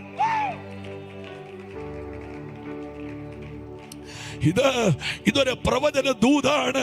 പരിശുദ്ധമായ ആഴത്തിൽ പറയുകയാ, എവിടെയോ കഴിഞ്ഞ കുറെ നാളുകളായി മൗനമായിരുന്ന ദൈവം ഈ ദിവസങ്ങളിൽ ആക്റ്റീവ് ആകാൻ പോകുകയാ. ഹോളി സ്പിരിറ്റ് ഈ പരീക്ഷണ കാലഘട്ടം ഒരു വല്ലാത്ത കാലഘട്ടമാണ്. എൻ്റെ ഇടയ്ക്ക് ഉള്ള ജോലി എന്നാണെന്നറിയാമോ? ഞാൻ ഈ ദൈവത്തിന് ഡെലിവറൻസിന്റെ ക്ലാസ് എടുത്തു കൊടുക്കും. ഞാൻ ദൈവത്തോട് ഒരു ദിവസം പറഞ്ഞു, യഹൂദ ബാലന്മാര് തീയുടെ വാതിൽക്ക് ചെന്നപ്പോൾ ഒരു മഴ പെയ്ച്ചാൽ എന്തായിരുന്നു കുഴപ്പം? നിങ്ങൾ മിണ്ടുന്നില്ലല്ലോ, കേട്ടില്ലേ? യഹൂദ ബാലന്മാര് ഞാൻ തീയുടെ അകത്തോട്ട് ചെല്ലുമ്പോൾ ദൈവത്തിന് മഴ പെയ്ച്ചാൽ എന്താ കുഴപ്പം? തീ കെട്ടുപോവുകയല്ലേ? ഒരു കാറ്റടിപ്പിച്ചാൽ എന്താ കുഴപ്പം? ആ തീ കെട്ടുപോകല്ലേ? തീ കെടുത്താൻ ദൈവത്തിന് എന്തെല്ലാം മാർഗങ്ങളുണ്ട്. അവിടെ ഒന്നും ഇടപെടാത്ത ദൈവം, തീ കെടുത്താൻ അറിയാൻ മേലാത്ത ദൈവമാണെന്ന് നാട്ടുകാർ പറയുമ്പോഴും ദൈവം മൗനമായിട്ടിരിക്കുക. കാരണം എന്നറിയോ? ഈ ദൈവത്തിന് നീയുമായിട്ടൊരു എഗ്രിമെന്റ് ഉണ്ട്. അതിന്റെ പുറത്ത് നിൽക്കുന്ന ഒരുത്തന്റെ ആലോചന ദൈവം എടുക്കുകയില്ല. ഈ സഭയോട് ദൈവത്തിനൊരു എഗ്രിമെന്റ് ഉണ്ട്. ആ എഗ്രിമെന്റ് വെച്ച് ബാംഗ്ലൂർ ഒരു സഭയെ കയറ്റി ലിങ്ക് ചെയ്യരുത്. അവരുമായിട്ടുള്ള എഗ്രിമെന്റ് അല്ല നീയുമായിട്ടുള്ള എഗ്രിമെന്റ്. ഹല്ലേലൂയ. ആമേൻ. ഈ ഇസഹാക്കിന്റെ ദേഹത്ത് തീ പിടിക്കാതെ പുറത്തെടുത്ത ദൈവത്തിന് യഹൂദ ബാലന്മാരെ തീ പിടിക്കാതെ പുറത്ത് അങ്ങനെ അല്ല ദൈവത്തിന്റെ ലക്ഷ്യം. അവര് തീക്കകത്ത് പോണം. അത് ദൈവത്തിന്റെ എഗ്രിമെന്റ് ആണ്. പക്ഷെ ഒരു കാര്യം തമ്പുരാൻ പറയും, തീക്കകത്ത് പോക്കോ, തീ നിന്നെ തൊടാതെ ഞാൻ നിന്നെ പുറത്ത് കൊണ്ടുവരാം. പാസ്റ്റർ പരിശുദ്ധാത്മാവ് വളരെ ആഴമായിട്ട് എന്നോട് പറയുന്ന ഒരു സ്റ്റേറ്റ്മെന്റ് ഞാൻ പറയാം. ഈ യഹൂദബാലന്മാരുടെ കാലിൽ കാൽച്ചട്ട ഇട്ടിട്ട് അകത്തോട്ട് വിട്ടത് എന്തിനാണെന്നറിയോ? മൂവ്മെന്റുകളെ ബ്ലോക്ക് ചെയ്യുന്ന സാധനമാണ്. ഏത്? പറ. കാൽച്ചട്ട.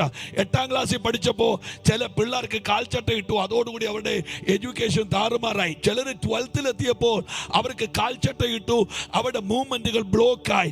പക്ഷെ എൻ്റെ പുസ്തകത്തിൽ എഴുതിയിരിക്കുന്നത് യഹൂദബാലന്മാരെ കാൽച്ചട്ട ഇട്ട് തീക്ക് കത്തിട്ടു, പക്ഷെ അവര് തീക്കത്തോടെ നടന്നെന്നാണ് എന്നോട് ദൈവം ആഴത്തിൽ പറയുന്നു.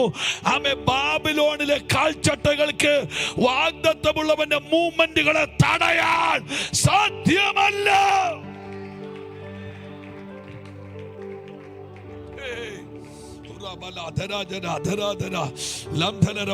ഞാനിവിടെ പ്രസംഗിച്ചുകൊണ്ടിരിക്കുമ്പോ ഏതൊക്കെയോ തലമുറകളുടെ മൂവ്മെന്റുകളെ ബ്ലോക്ക് ചെയ്ത് വെച്ച മേഖല യേശുവിന്റെ നാമത്തിൽ ഇപ്പോൾ സ്വർഗം തുറന്നു വിടുകയാണ്. വിശ്വസിക്കുന്നവർ കരമടിക്കാമെങ്കിൽ കരമടിച്ച്, എവിടെയൊക്കെയോ തലമുറകളെ ബ്ലോക്ക് ചെയ്ത, അവരുടെ ഭാവിയെ ബ്രേക്ക് ചെയ്ത ചില മേഖലകൾ ഇപ്പോൾ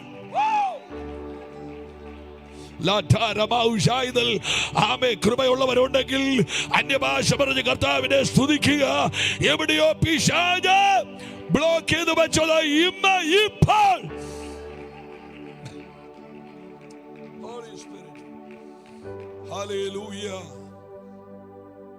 ഞാൻ ആ ഭാഗം ഒന്നുകൂടെ ഒന്ന് വിശദീകരിച്ചിട്ട് ദൂതിന്റെ ഗൗരവമുള്ള കണ്ടന്റിൽ കയറി ഒന്ന് തൊടാൻ ആഗ്രഹിക്കുക. എന്താണോ ഞാൻ കേട്ടത് അത് ഞാൻ കാണും. ഈ കേൾക്കുന്നിടത്തുനിന്ന് കുറെ ദൂരമുണ്ട് കാണുന്നിടത്തേക്ക്. ഏലിയാവിന്റെ പ്രാർത്ഥനയിൽ കണ്ടത് കൈപോലത്തെ ഒരു മേഘമാണ്. പക്ഷെ കുറെ നേരം കഴിഞ്ഞപ്പോൾ ഏലിയാവ് കണ്ടത് മേഘമല്ല, മഴയാണ്. മേഘം കണ്ടത് കടലിന്റെ മേളിലാണ്, പെയ്തത് കരയ്ക്കാണ്. ഹല്ലേലൂയ. മേഘം കണ്ടത് കടലിന്റെ മേളിലാണ്, പറഞ്ഞോ, പെയ്തത് കരയ്ക്കാണെങ്കിൽ എന്താണോ നീ കേട്ടത് അത് നീ കാണുന്നിടത്തോട്ട് വന്നോണ്ടിരിക്കുകയാ. ഇതൊക്കെ ആരോട് പറയാനാ? ഒന്ന് എൻജോയ് ചെയ്ത് സന്തോഷത്തോടെ കൈ അടിച്ച യേശുവിനെ ആരാധിക്കാൻ പറ്റുമെങ്കിൽ ആമേൻ. നീ എന്താണോ കേട്ടത് അത് നീ കാണുന്നിടത്തോട്ട് വരുന്ന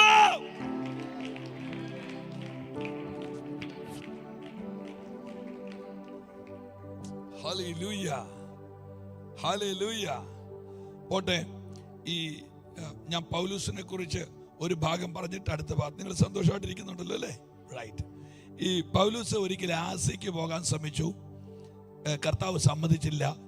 ബിഥുന്യയ്ക്ക് പോകാൻ ശ്രമിച്ചു, യേശുവിൻ്റെ ആത്മാവ് സമ്മതിച്ചില്ല.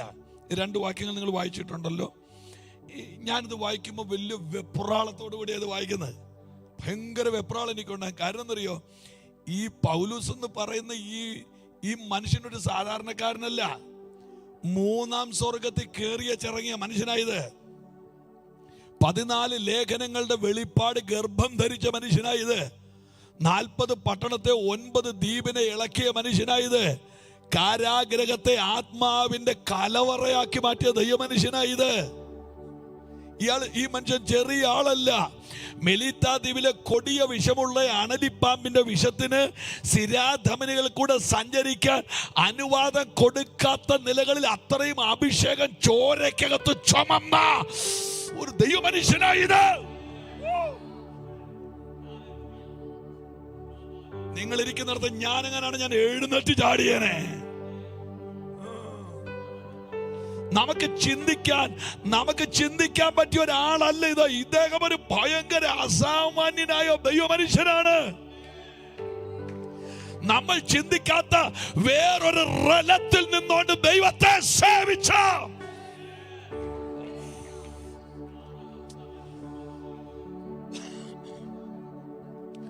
ആ മനുഷ്യൻ പലപ്പോഴും ഉള്ളം തുറന്ന്, എനിക്ക് പൗലോസിന്റെ പ്രത്യേകത എന്നറിയോ, ഇങ്ങനെ മറകളില്ലാത്തൊരു ദൈവ മനുഷ്യൻ. ഇച്ചൂടെ കയറ്റി പറയട്ടെ, രഹസ്യങ്ങളില്ലാത്ത ഒരു ദൈവ മനുഷ്യൻ. പൗലോസ് പറഞ്ഞ വാക്കുകൊടുക്കുന്നുണ്ട്, ഞാൻ ഗായോസിന്റെ വീട്ടിൽ വിരുന്നിനിരിക്കുമ്പോൾ ഞാൻ പറഞ്ഞു കൊടുത്തു, തെർത്തോസ് എഴുതി കെങ്കറയാ സഭയിലെ ശുശ്രൂഷക്കാരിയായ ഫേബയുടെ കയ്യിൽ ലേഖനം കൊടുത്തു വിടുന്നു. അടുത്ത വാക്ക്, അവിടെയുള്ള ധനശേഖരം അവളുടെ കയ്യിൽ കൊടുത്ത് ഇങ്ങോട്ട് വിട്ടേക്കണം. നിങ്ങൾ ആ വാക്ക് ശ്രദ്ധിച്ചായിരുന്നോ? ഞാൻ ഗായോസിന്റെ വീട്ടിൽ വിരുന്നിനിരുന്നെന്ന്. നമ്മളൊരു വീട്ടിൽ നിന്ന് കാപ്പി അവർ തന്നു, ഒരു ലഡുവും കൂടെ തന്നു. ഈ ലഡു വായി വെച്ചോണ്ടിരിക്കുമ്പോ ആരെങ്കിലും വിളിച്ചു വെച്ചിരിക്കും, പാസ് ഇപ്പൊ എവിടെയാന്ന് വെച്ചാൽ ആര് പറയും ഞാൻ ലഡു തന്നോണ്ടിരിക്കുകയാന്ന്?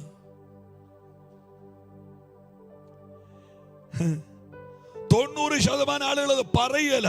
ഞാൻ ബച്ചുവാടെ പറഞ്ഞു, ഞാൻ ഷോർട്ട് റൺ ചെയ്തോണ്ടിരിക്കുകയെന്ന് പറയും. നമുക്ക് ഇച്ചിരി ഭക്ഷണം കഴിക്കാന്ന് പറയുന്നത് ഏതാണ്ട് നാണക്കേട് പോലെയാ. ചുമ്മാ യോത്തിരുന്ന് ഉറങ്ങി വെച്ച്, ഉറങ്ങരുതെന്ന് പറയുമ്പോൾ എഴുന്നേറ്റ് വെച്ച് ഈ ഉറങ്ങിയ ആള് തന്നെ മറ്റുള്ളവർക്ക് കൊടുക്കും. ആരാടാ ഉറങ്ങിയെന്ന്? അതിനെന്താ കുഴപ്പം? ശരീരത്തിലെ ക്ഷീണം കൊണ്ടൊന്ന് ഉറങ്ങി, ഇടയ്ക്കിടയ്ക്ക് എഴുന്നേറ്റാ മതി എന്നേ. ഉറങ്ങിക്കോ, അതിനിപ്പോ എന്നാ? ഉറക്കം തന്നെ ഒരു അഴുക്ക് വികാരമാണോ? പക്ഷെ കൊയ്ത്ത് കാലത്ത് ഉറങ്ങുന്നവൻ നാണം കെട്ടവനാന്ന് പുസ്തകത്തിൽ വാക്യമുണ്ട്. അത് പറയുമ്പോ എല്ലാം പറയണ്ടേ? ഇത്രയും കട്ടപ്പെട്ട രോഗം വെച്ച് അതിന് നടുക്കിരുന്ന് ഉറങ്ങുന്നവൻ എന്നാന്ന് ബാക്കി നിങ്ങൾ ചേർത്താ മതി. ഹല്ലേലൂയ. കൈ ഉയർത്തര് ഹല്ലേലൂയ പറഞ്ഞാട്ട്. എൻ്റെ പൊന്നു പ്രിയപ്പെട്ടവരെ, നിങ്ങൾ അതൊന്നൊരു മുറിവായിട്ട് എടുക്കണ്ട. കാര്യം നമ്മുടെ ആളുകളൊക്കെ ഷുഗറിന് ഗുളിക കഴിക്കുന്നവരുണ്ട്, പിന്നെ കൊളസ്ട്രോള്, BP.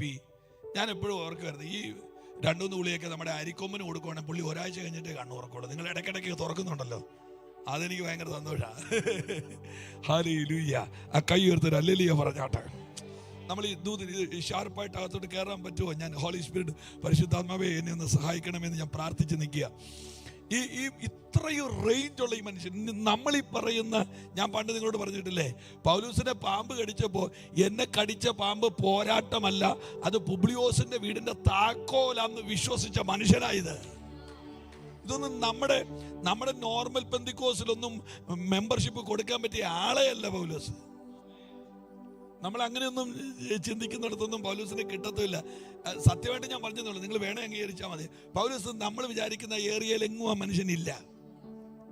ഇല്ല. പിന്നെ കാരാഗ്രഹത്തിനകത്ത് കിടന്നുകൊണ്ട് കയ്യിലും കാലയിലും ചങ്ങല കിടക്കുമ്പോൾ അവിടെ കിടന്നുകൊണ്ട് നമ്മൾ പാട്ട് എഴുതില്ല. നീറുന്നേ പുകയുന്നേ എന്ന് പറഞ്ഞില്ലേ നമ്മൾ പാട്ട് എഴുതുന്നത്? പൗലോസ് നീറുന്നെന്നും പറഞ്ഞില്ല, പുകയുന്നത് പറഞ്ഞില്ല. ഈ നീറ്റലും പുകച്ചിലും ആമേ സാലറിക്ക് വേണ്ടി ജോലി ചെയ്യുന്ന ഒരു എംപ്ലോയിയുടെ ധൈര്യത്തിലായി മനുഷ്യൻ നിൽക്കുന്നത്. കാര്യം അറിയോ, ഇത് സുവിശേഷ നിമിത്തമാണേ. ഇത് ഞാന് കണ്ടവന്റെ ആതിര് മാന്തിട്ട് എന്നെ കൊണ്ടിട്ടിരിക്കല്ലോ, ഇത് സുവിശേഷം നിമിത്തമാ.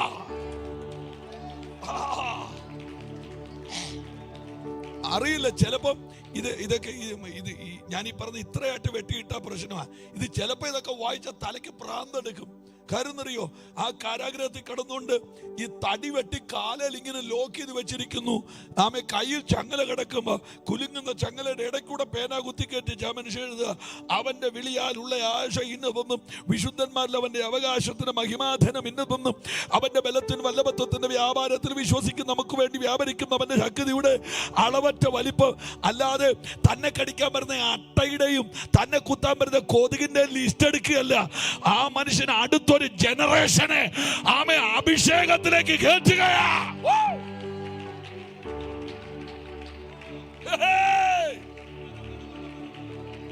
ഞാൻ ദൈവമക്കളോട് പറയുന്നു, മൂല്യമില്ലാത്ത കാര്യങ്ങൾ നമ്മുടെ പുൽപിറ്റുകളിൽ നിന്ന് പാടിയിറക്കി വിട്.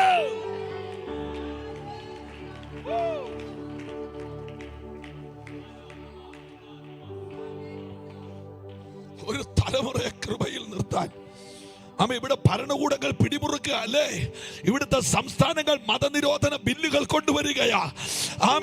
ആർക്കും ദോഷം ചെയ്യാതെ ആരാധിക്കുന്ന ദൈവമക്കളെ കൊന്നുമുടിക്കാൻ, അവരെ റോട്ടിലിട്ട് പട്ടിയെ ആക്രമിക്കാൻ ഇവിടുത്തെ സാരഥ്യങ്ങൾ ഒരുങ്ങുമ്പോൾ ഒരു തലമുറ അഭിഷേകത്തിൽ കയറിയില്ലെങ്കിൽ ഇത് തകർച്ചയാണ്.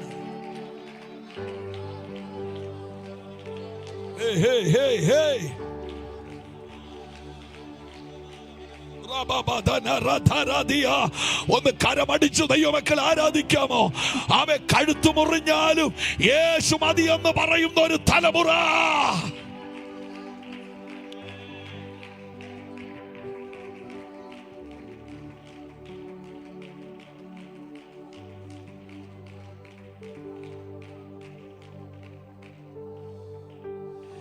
ഞാന് പൗലോസിന്റെ കാര്യമാണ് പറഞ്ഞുകൊണ്ടിരിക്കുന്നത്.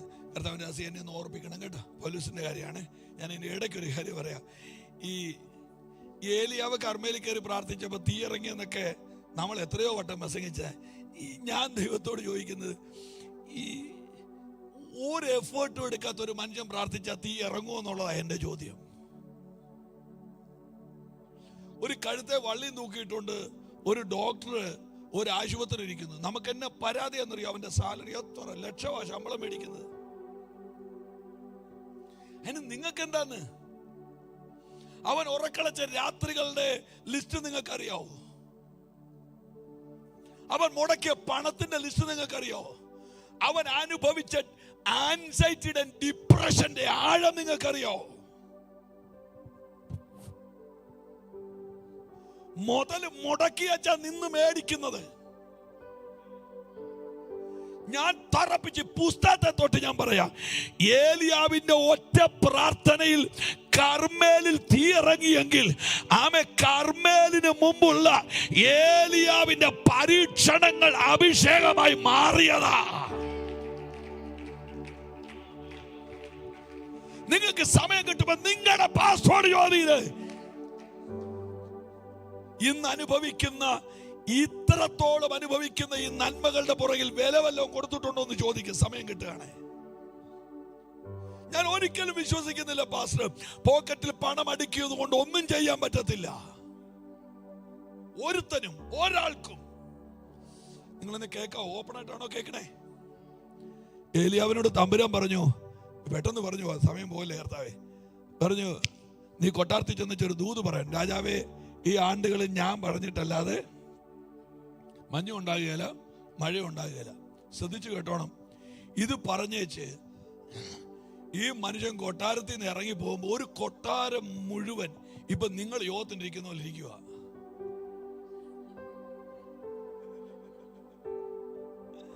അനങ്ങുന്നില്ല, ഫ്രീസായി പോയി. തമ്പുരാൻ ചെയ്തതെന്നറിയോ? ഈ ദൈവത്തിന്റെ ഏലിയാവ് കെരീത്തിൽ എത്തുന്നത് വരെ കൊട്ടാരത്തെ നിശ്ചലമാക്കേണ്ടത് സ്വർഗത്തിന്റെ ഡ്യൂട്ടി അല്ലേ?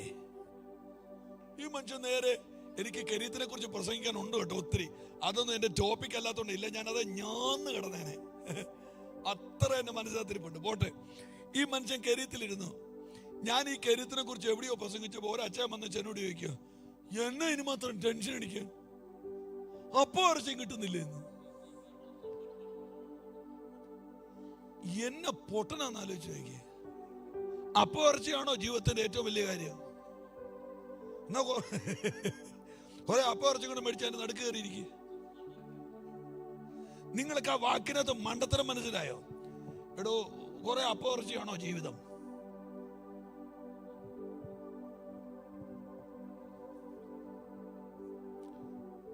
കല്യാണത്തിന് പോയിട്ട് പെണ്ണെങ്ങനെ ഉണ്ടായിരുന്നെന്ന് ചോദിക്കുമ്പോൾ പറയുന്ന നല്ല ബിരിയാണി ആയിരുന്നെന്ന്.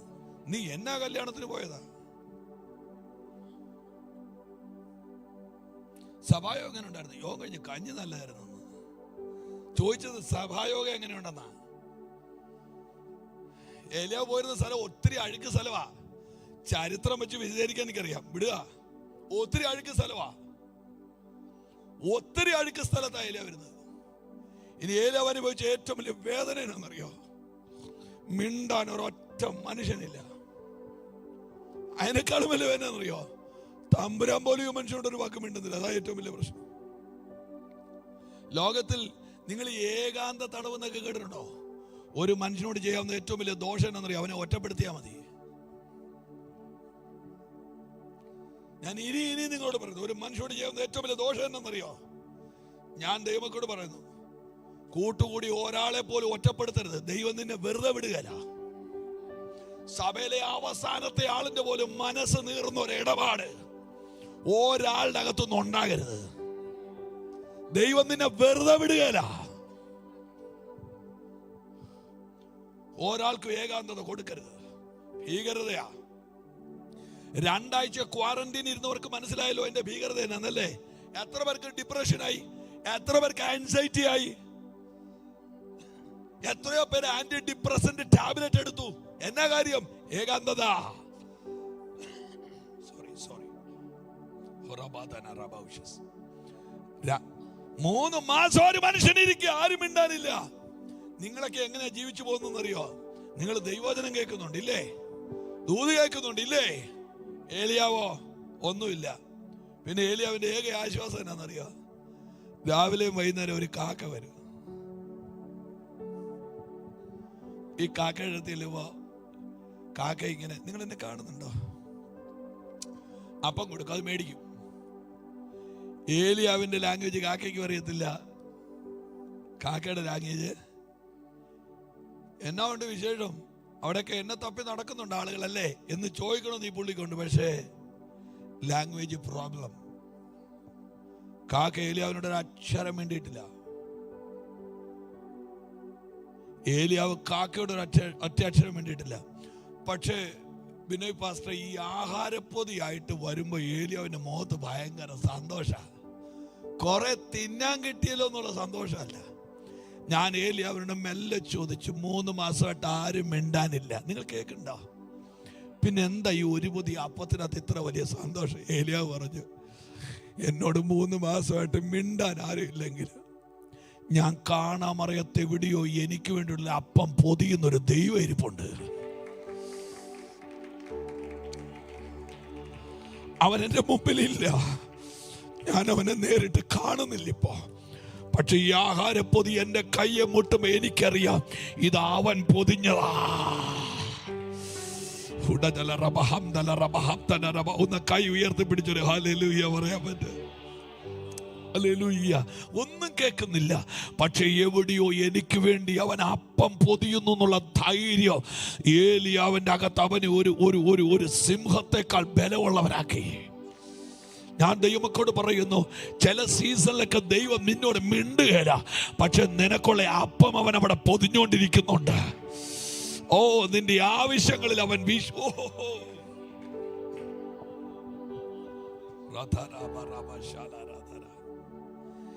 എന്നാ പ്രസംഗം കേട്ടു ഏലിയാവ് 3 മാസം ഒരു പ്രസംഗവും ഇല്ല. അപ്പ പൊതിയെ തൊടുമ്പോ അവൻ അറിയാം തമ്പുരാന്റെ കൈ ഇതിൽ എവിടെയെങ്കിലും ഒക്കെ മുട്ടിയിട്ടുണ്ട്. അതിനകത്ത് ഇരുന്നങ്ങ് പിടിച്ച് മനുഷ്യൻ. ഹല്ലേലൂയ. പോട്ടെ, ഞാൻ ആ ഭാഗമെല്ലാം വിടുക. ഈ പൗലൂസ് ആസിയെ പോകാൻ ഒരുങ്ങി, ബിഥുന്യെ പോകാൻ. എന്റെ ചോദ്യം, നിങ്ങൾ ഈ വാക്ക് ദുർവ്യാഖ്യാനം ചെയ്യരുത്. ഈ തെറ്റായ 2 ഡിസിഷൻസ് എങ്ങനെ പൗലൂസിന് ഉണ്ടായി എന്നതാണ് എന്റെ ചോദ്യം. പൗലൂസ് റോങ് ഡിസിഷന്റെ ആളാണോ? ഒന്ന് മൂളപ്പ, ചെറിയ ആളാണോ പൗലൂസ്? 3-ാം സ്വർഗമായിട്ട് ലിങ്ക് ചെയ്തിരിക്കുന്ന ഈ മനുഷ്യന് റോങ് ഡിസിഷൻ അല്ലേ 2 ഉണ്ടായത്? ആസിയക്ക് പോകാൻ ഈ മനുഷ്യനെടുത്ത തീരുമാനം റൈറ്റ് ആയിരുന്നെങ്കിൽ ദൈവം സൈൻ ചെയ്യത്തില്ലേ? നിങ്ങൾ മനഃപൂർവ്വം ഇണ്ടാത്താണോ? ബിഥുന്യക്ക് പോകാൻ ഒരുങ്ങിട്ട് ദൈവം എലവ് ചെയ്തോ? ഇല്ലെങ്കിൽ ഈ 2 ഡിസിഷനും റോങ് അല്ലേ? അപ്പൊ ഒരു കാര്യം നിങ്ങൾ ഡയറിയിൽ എഴുതി വെച്ചോണം, 3-ാം സ്വർഗത്തിൽ കയറിയാലും നീ മനുഷ്യനാണോ?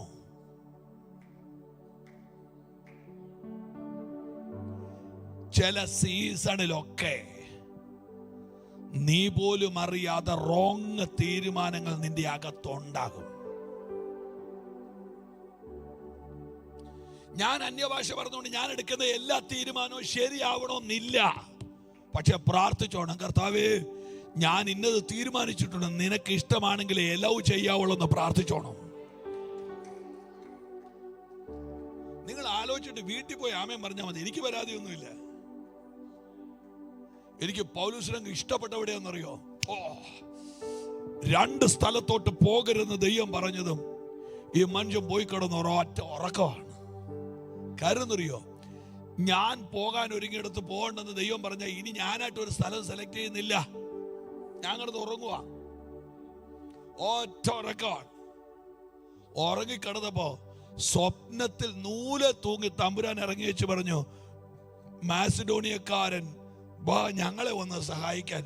സ്വപ്നത്തിലൂടെ. ഞാൻ ദൈവത്തോട് പറയാം, ഉണർന്നിരിക്കുമ്പോൾ വെളിപ്പെട്ട് വരുന്ന വഴി ദൈവം അടച്ചാൽ ഉറങ്ങിക്കിടക്കുമ്പോൾ വഴി തുറക്കാൻ ദൈവത്തിന് പറ്റുമെന്ന്. ഇതിനൊക്കെ നല്ല വൃത്തിയായിട്ട് ആരാധിക്കേണ്ട ദൂതല്ലേ ഇത്? കൈ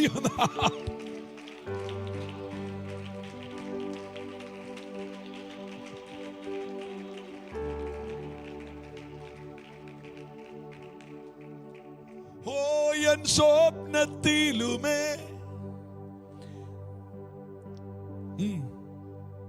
എന്നോട് ദൈവമേ, നിന്നോട് ദൈവമേ ഞാൻ ചേരട്ടെ. ദാസൻ പഠിക്കേ. യാക്കോബേ പോൽ കാലത്തിൽ ഉണ്ടോ പാട്ട്? തലയിണയെ ബദലാക്കി സ്വപ്നത്തിലുമേ നിന്നോട് ദൈവമേ, നിന്നോട് ദൈവമേ ഞാൻ ചേരട്ടെ. ഓ, എനിക്കതങ്ങ് ഇഷ്ടപ്പെട്ടു വാസന വാക്ക്. എനിക്ക് ഭയങ്കര സന്തോഷം തോന്നുന്നു. ഉണർന്നിരുന്ന് നമ്മളെടുത്ത തീരുമാനങ്ങൾ ബ്രേക്ക് ആകുമ്പോ, ഉറങ്ങിക്കിടക്കുമ്പോൾ അടുത്ത പ്രോജക്റ്റ് ഓപ്പൺ ആക്കാൻ ദൈവത്തിന് പറ്റും. Come on, somebody. Hey! ഈ സഭയോട് ഞാൻ ആത്മാവിൽ പ്രോഫസി പറയുന്നു. നീ വെറുതെ ഇരിക്കുമ്പോൾ ആമേൻ, ദൈവത്തിന്റെ ചില പ്രോജക്റ്റുകൾ കയറി വരാൻ പോകുകയാണ്. എനിക്കറിയില്ല, ചില വേർഡുകൾ കർത്താവ് എന്റെ ഉള്ളിൽ തരികയാണ്. ഡോർമെറ്ററികൾ ഒന്ന് കര ഉയർത്തിപ്പിടിച്ച് ദൈവമക്കൾ കർത്താവിനൊന്ന് സ്തോത്രം ചെയ്താട്ടെ. ഡോർമെറ്ററികൾ, ക്യാമ്പുകൾ, വളരെ ദൂരം നിന്ന് ആളുകൾ വന്ന് ഇവിടെ താമസിച്ച് ആഹാരം കഴിച്ച് ദൈവശക്തി ഏറ്റെടുത്ത് ക്യാമ്പുകൾ.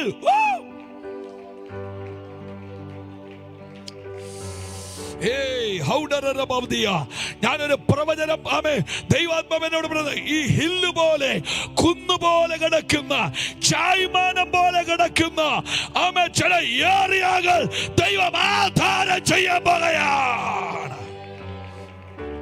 ഉള്ളിലോട്ട് കയറി കിടക്കുന്ന ഹിൽസ്, കുന്നുപോലെ കിടക്കുന്ന, ചായ്മാനം പോലെ കിടക്കുന്ന ചില ഏരിയകൾ ദൈവം ആധാരം ചെയ്യാൻ പോകുന്നു. എന്തിനെന്നറിയാമോ? ഒരു പ്രസംഗം കേൾപ്പിച്ചു വിടാനല്ല, ഒരു തലമുറയെ മോൾഡ് ചെയ്തെടുക്കാൻ. കൈ ഉയർത്തിയോ അന്യഭാഷ പറയാമോ? ഒരു തലമുറയെ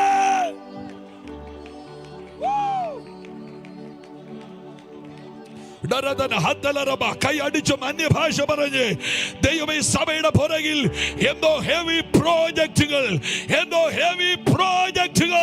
ഇപ്പോൾ ദൈവം അത് ഓപ്പൺ ചെയ്യുന്നു.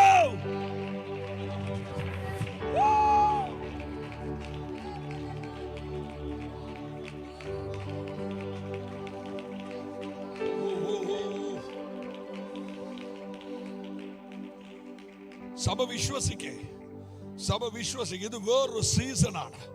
നിങ്ങളൊന്ന് വിശ്വാസത്താൽ കണ്ട്, ഒരു കൂട്ടം ആളുകൾ ഭാഷയ്ക്ക് മേളിൽ ഒരു കൂട്ടം ആളുകൾ എയർപോർട്ടിൽ അല്ലെങ്കിൽ ബസ് സ്റ്റാൻഡിൽ, റെയിൽവേ സ്റ്റേഷനിൽ വന്നിറങ്ങി അവരുടെ ബാഗുകളുമായിട്ട് ഓടി ഡോർമെറ്ററികളിലേക്ക് വന്ന് കയറുന്നു.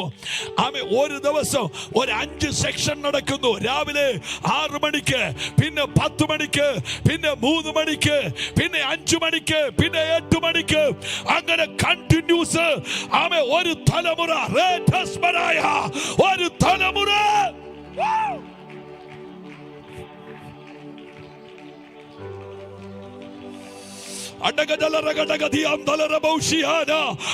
കരമടിച്ചാരാധിക്കാമോ? യേശുവിന്റെ ശരീരത്തെ ക്രൂശിൽ നിന്ന് ഇറക്കാൻ അരിമത്യക്കാരൻ കയറി വന്നതുപോലെ ഒരു ജനറേഷൻ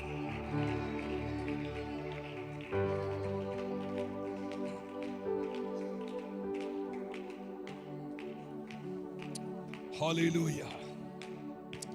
നിങ്ങൾ ഈ ദൂതുകളൊക്കെ എന്നോട് മനഃപൂർവ്വമായിട്ട് പൊറുക്കുക. ആമേൻ. ചെയ്തതിന്റെ കടം തലയുടെ മേളിൽ നിൽക്കുമ്പോഴായിരിക്കാം അടുത്ത പ്രോജക്റ്റ്. ദൈവം ഒരിക്കലും അക്കൗണ്ട് നോക്കിയിട്ടല്ല ദൈവത്തിന്റെ പ്രോജക്റ്റുകൾ ഓപ്പൺ ആക്കുന്നത്. ഏറ്റവും അഴുക്ക് സീസണിലാണ് ഏറ്റവും നല്ല കാര്യങ്ങൾ ദൈവം ചെയ്തുകൊണ്ടിരിക്കുന്നത്. ഒരിക്കലും സേഫ് സോണിൽ ദൈവം ആരെ കൊണ്ട് ഒന്നും ചെയ്യിച്ചിട്ടില്ല. ഏറ്റവും ഡിസ്റ്റർബ്ഡ് ആയിട്ടുള്ള ഏറ്റവും അഴുക്ക് സീസണിലെ ദൈവം ഏറ്റവും നല്ല കാര്യങ്ങൾ എപ്പോഴും ചെയ്യാറുള്ളൂ. അലമാരിക്കകത്ത് നല്ല സ്വർണം എടുക്കുന്നത് അത് ചേറ്റുകണ്ടത്തിനകത്ത് നിന്നാ പൊക്കിയെടുക്കുന്നത്. Hallelujah, hallelujah, hallelujah. ഇന്ന് രാവിലെ ഞാനൊരു ശകല നേരം ഒരു വീഡിയോ കണ്ടപ്പം ആപ്പിളിനെ കുറിച്ചുള്ള 3 കാര്യങ്ങൾ പറയാൻ ഒരു ചെറുക്കനോട് പറഞ്ഞപ്പോൾ അവൻ നല്ല ചിരിച്ചുകൊണ്ട് പറയാ, ആപ്പിളിനെ കുറിച്ച് 3 കാര്യം. 1, ആദമിൻ്റെ തോട്ടത്തിലെ ആപ്പിൾ. 2, apple phone. 3 ന്യൂട്ടന്റെ തല വീണ ആപ്പിൾ. 3 ആപ്പിൾ. എനിക്ക് ചിരിയും വന്നു. അതിനകത്ത് അതേ പറഞ്ഞ രസമുള്ളതാ. ആപ്പിൾ ഫോൺ എടുത്ത് കൈ പിടിക്കുമ്പോൾ നിങ്ങളെ തന്നെ അപ്ഗ്രേഡ് ചെയ്യുക. അത് ടെക്നോളജിയിൽ നിങ്ങൾ മുൻപോട്ട് പോകാനുള്ള ഓർമ്മ തരും ആ ആപ്പിള്. അപ്പൊ ചോദിച്ചു, ഐസക് ന്യൂട്ടന്റെ ആപ്പിളോ? അത് എല്ലാവരും ചിന്തിക്കുന്ന പോലെ ചിന്തിക്കരുത്, വഴിമാറി ചിന്തിക്കാൻ നിങ്ങളെ പ്രേരിപ്പിക്കുമെന്ന്. അപ്പൊ ചോദിച്ചു, ആദമിന്റെ തോട്ടത്തിലെ ആപ്പിളോ? അത് വേണ്ടാത്ത കോൺവെർസേഷനിൽ നിന്ന് മാറി നിൽക്കാൻ നമ്മളെ പ്രേരിപ്പിക്കുമെന്ന്. അത് ഏത് പുസ്തകത്തിൽ ഏത് വാക്യാന്ന് ചോദിച്ചു വരരുത്. വാക്യമൊന്നുമല്ല. ദൂതന്റെ ഗൗരവത്തിലോട്ട് വരട്ടെ. ഹല്ലേലൂയ. ഓ ഗാഡ്. നിങ്ങൾ നോക്കിയേ, ഈ മനുഷ്യനെ ഒരു മാസിഡോണിയൻ കോളാണ്. ഈ മാസിഡോണിയൻ കോള് ഇതൊക്കെ നിങ്ങൾക്ക് ഇതൊരു പ്രൊഫറ്റിക്കൽ വേർഡാണ് ഞാനീ പറഞ്ഞ, ഞാൻ കളി പറയല്ല. നോർമലി എനിക്ക് വിനോയ് പാസ്റ്ററോട് പറയാൻ പറ്റും, ആസിയയിലേക്ക് എന്തുകൊണ്ട് ഈ മനുഷ്യൻ പോയില്ല, എന്തുകൊണ്ട് ബിഥുന്യക്ക് ഈ മനുഷ്യനെ ദൈവം വിട്ടില്ല. ഈ 2 തീരുമാനങ്ങളും പൈശാചികമാണോ എന്നൊരു ചോദ്യമുണ്ട്. അല്ല. ഈ ദുരാത്മാവുണ്ട്, സ്വയാത്മാവുണ്ട്, ദൈവാത്മാവുണ്ട്. നിങ്ങൾ കേട്ടില്ലല്ലേ? എല്ലാ തീരുമാനങ്ങളും ദുരാത്മപ്രേരിതങ്ങളല്ല. ചിലതൊക്കെ സ്വയാത്മാവിനാൽ എടുക്കുന്ന തീരുമാനമുണ്ട്.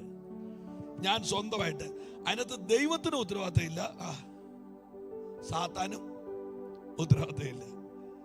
ഈ പൗലൂസ് ആസിക്ക് പോകാൻ ശ്രമിച്ചത്, പൗലൂസിന് ധാരാളം ഹെൽത്ത് ഇഷ്യൂസ് ഉള്ള ഒരാളാണ്.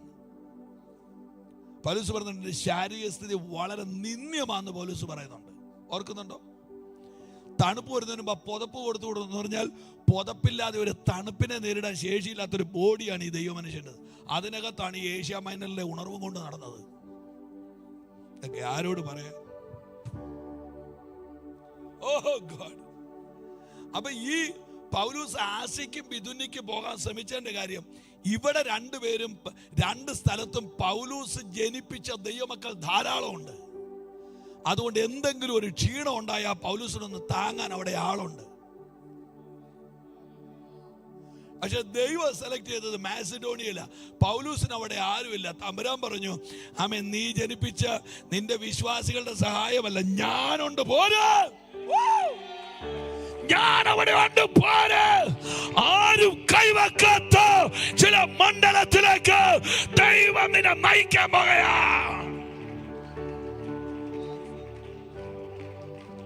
നമ്മുടെ എല്ലാ മിനിസ്ട്രിയും സേഫ് സോണുകളിലാണ്. നിങ്ങൾ കേൾക്കുന്നുണ്ടോ? നമ്മുടെ എല്ലാ കാര്യങ്ങളും എന്താ? എന്റെ ആരോഗ്യം, എന്റെ പണം, എന്റെ അവസ്ഥ, എന്റെ എഡ്യൂക്കേഷൻ, എന്റെ ലാംഗ്വേജ്, 100 കാര്യത്തെ ആശ്രയിച്ചു നിൽക്കുമ്പോ തമ്പുരാൻ പറയുന്നു, ഞാനൊരു പ്രോജക്റ്റ് ഉണ്ടാക്കിയിട്ടുണ്ട്. അത് നിന്റെ ആശയല്ല, നീ പറഞ്ഞ ബിഥുന്യയല്ല. Come on, മാസിഡോണിയയ്ക്ക് വാ, മക്കദോന്യയ്ക്ക് വാ.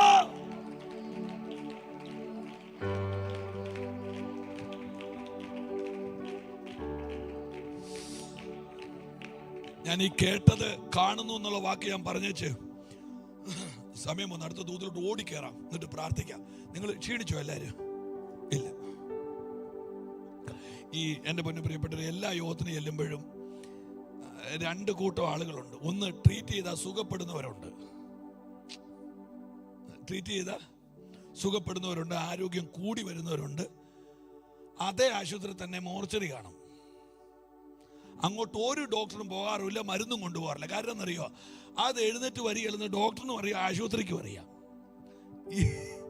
ഈ രണ്ട്. അപ്പം ഇതിനകത്ത് അപ്പം നിങ്ങൾ ചോദിക്കുമായിരിക്കും, ആരാ മോർച്ചറി, ആരാ? ഇതൊന്നും എനിക്കറിയത്തില്ല, അതൊക്കെ അവരവൻ്റെ തീരുമാനമാണ്. അപ്പം അതുകൊണ്ട് എല്ലാവരെയും ഒരു യോഗത്തിന് പോയി ഉണർത്താമെന്നൊന്നും എനിക്ക് ചിന്തയില്ല. പക്ഷെ എവിടെയെങ്കിലും ഈ സാധനം കയറി അടിക്കും എന്നുള്ള കാര്യം ഉറപ്പാണ്. ഈ ദൈവമനുഷ്യൻ അവിടുന്ന് കപ്പൽ കയറി മക്കതോന്യ വന്നിറങ്ങുന്നു. നിങ്ങൾക്ക് ആ ചരിത്രം ഇനി അത് നിങ്ങളുടെ പാസ് നന്നായി ദൈവവചനം ആഴത്തിൽ ശുശ്രൂഷിക്കുന്ന ഒരു ദൈവമനുഷ്യൻ. അദ്ദേഹത്തെ എനിക്ക് എത്രയോ വർഷങ്ങളായിട്ട് അറിയാം. ഒന്ന് ഓർത്ത് നോക്കി, ഈ മനുഷ്യൻ അവിടെ ഒന്ന് ഇറങ്ങി അവിടെ പുഴവക്കത്ത് ഈ ഇരുന്ന സഹോദരിമാരോട് ദൈവവചനം പറയുമ്പോൾ ഒരു സഹോദരിയുടെ ഹൃദയം ദൈവം തുറക്കുക. ലുദിയ ഒരു നോർമൽ സ്ത്രീ അല്ല, അല്പം പൈസയുള്ള, കുറച്ച് ഫൈനാൻഷ്യലി കുറച്ച് ലൗഡായിട്ടുള്ള ആളാണ്. ഈ സുവിശേഷത്തിന് ചെലവില്ലെങ്കിലും സുവിശേഷം എത്തിക്കാൻ ചെലവുണ്ടല്ലോ, ഇല്ലേ? അപ്പൊ ഇത് കണ്ടോ, ഇങ്ങനെ ആരാധിക്കാൻ നമുക്ക് ചെലവില്ലേ? ഇതുപോലെ ഈ അമ്മാമ്മനെ കയ്യിലോട്ട് കിട്ടുമ്പോൾ അവരുടെ വീട്ടിൽ നല്ല സൗകര്യമുള്ളൊരു വീടാ. ആ കുടുംബം മൊത്തം അങ്ങ് സ്നാനപ്പെട്ടു. സൗകര്യമുള്ള വീടാ. ഞാൻ ഇച്ചിരി കയറ്റി പറയാ കേട്ടോ. കാഞ്ഞിരത്തിന്റെ കട്ടിലും AC ഉള്ള മുറിയും നിർത്തിപ്പൊരിച്ച കോഴിയും ഇതെല്ലാം കൂടെ കിട്ടിക്കഴിഞ്ഞപ്പോൾ ഉണ്ടല്ലോ, ഈ ഒത്തിരി നാൾ അലഞ്ഞ ഇച്ചിരി സുഖം ശരീരത്തിന് കിട്ടിയപ്പോൾ ശീലാസ് പറഞ്ഞു, നമുക്കിനി എന്നും ഇവിടെ പ്രയർ വേണമെന്ന് പറഞ്ഞു. നിങ്ങൾ കേട്ടില്ലല്ലേ? എവിടെയെങ്കിലുമൊക്കെ നിങ്ങളുടെ നിയോഗമുള്ള മനുഷ്യന് സുഖം കൊടുത്ത് അവനെ എവിടെയെങ്കിലുമൊക്കെ തളച്ചിടാൻ പിശാച് നോക്കുന്നത്, പ്ലീസ് യു കം ഔട്ട്, പുറത്തു വരണം. എവിടെയോ ഒരു സേഫ് സോണിൽ കൊണ്ട് ഈ മനുഷ്യനെ ലോക്ക് ചെയ്യുക. ശീലാസ് പറഞ്ഞു, നമുക്ക് എന്നും ഇവിടെ പ്രാർത്ഥന പറഞ്ഞു വെക്കണം. കാര്യം ഹല്ലേലൂയ. പൗലോസ് ശീലാസിന്റെ ചെവിയെ പിടിച്ചൊരു കറക്കെ ചോദിച്ചു, ഞാൻ ദർശനം കണ്ടത് ഈ അമ്മാമേനെ ആണോടാ? എന്നാലും പറഞ്ഞ അല്ല, ഒരു പുരുഷനെയാ. എന്നാ ഇറങ്ങടാ പുറത്ത്. അപ്പൊ ഈ അതിന്റെ അർത്ഥം ലുദിയ പോരാട്ടമെന്ന് ഞാൻ പ്രസംഗിച്ചോ? ഒരിക്കലും ഇല്ല. ഇവിടെ പുസ്തകം തൊട്ട് പറഞ്ഞില്ല. ദർശനത്തിൽ കണ്ടിടത്ത് എത്തുന്നത് വരെ ഒരിടത്തും തങ്ങരുത്. ശീലാസിനോട് പറഞ്ഞ് ഇറങ്ങി പുറത്തോട്ട് ഇറങ്ങ്. ഞാൻ നിങ്ങളോട് ചോദിക്കട്ടെ, നിങ്ങളുടെ ദർശനത്തിന് മുമ്പ് ഉള്ള ഏതെങ്കിലും സ്റ്റോപ്പിൽ നിങ്ങൾ ടയർ പൊട്ടി കിടക്കുവാണോ?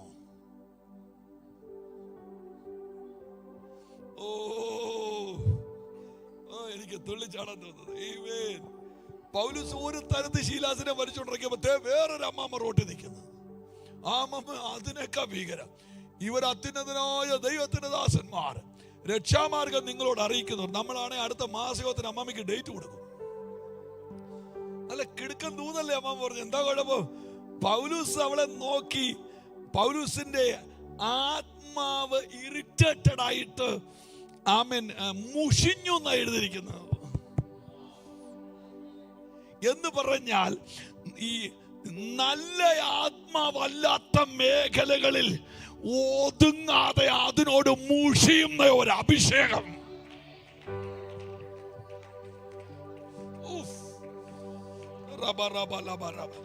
എനിക്ക് ആ സഹോദരിയെ കുറിച്ച് എഴുതിയിരിക്കുന്ന പെരുമ്പാമ്പിന്റെ ആത്മാവെന്നാണ്. എന്തോ ആത്മാവ്? പെരുമ്പാമ്പിന്റെ ആത്മാവ്. അത് കുറെ പഠിക്കാനും പറയാനും ഉള്ളത്. അതൊന്നും എന്റെ വിഷയമല്ലാത്തതുകൊണ്ട് ഞാൻ തട്ടി പോരുന്നതാ. നല്ല എന്നെ ആന്റിക്ക് കുഴപ്പം? ദുരാത്മ വിളകുന്ന പോലെ ഇളകിയോ? പറ, ഇളകിയോ?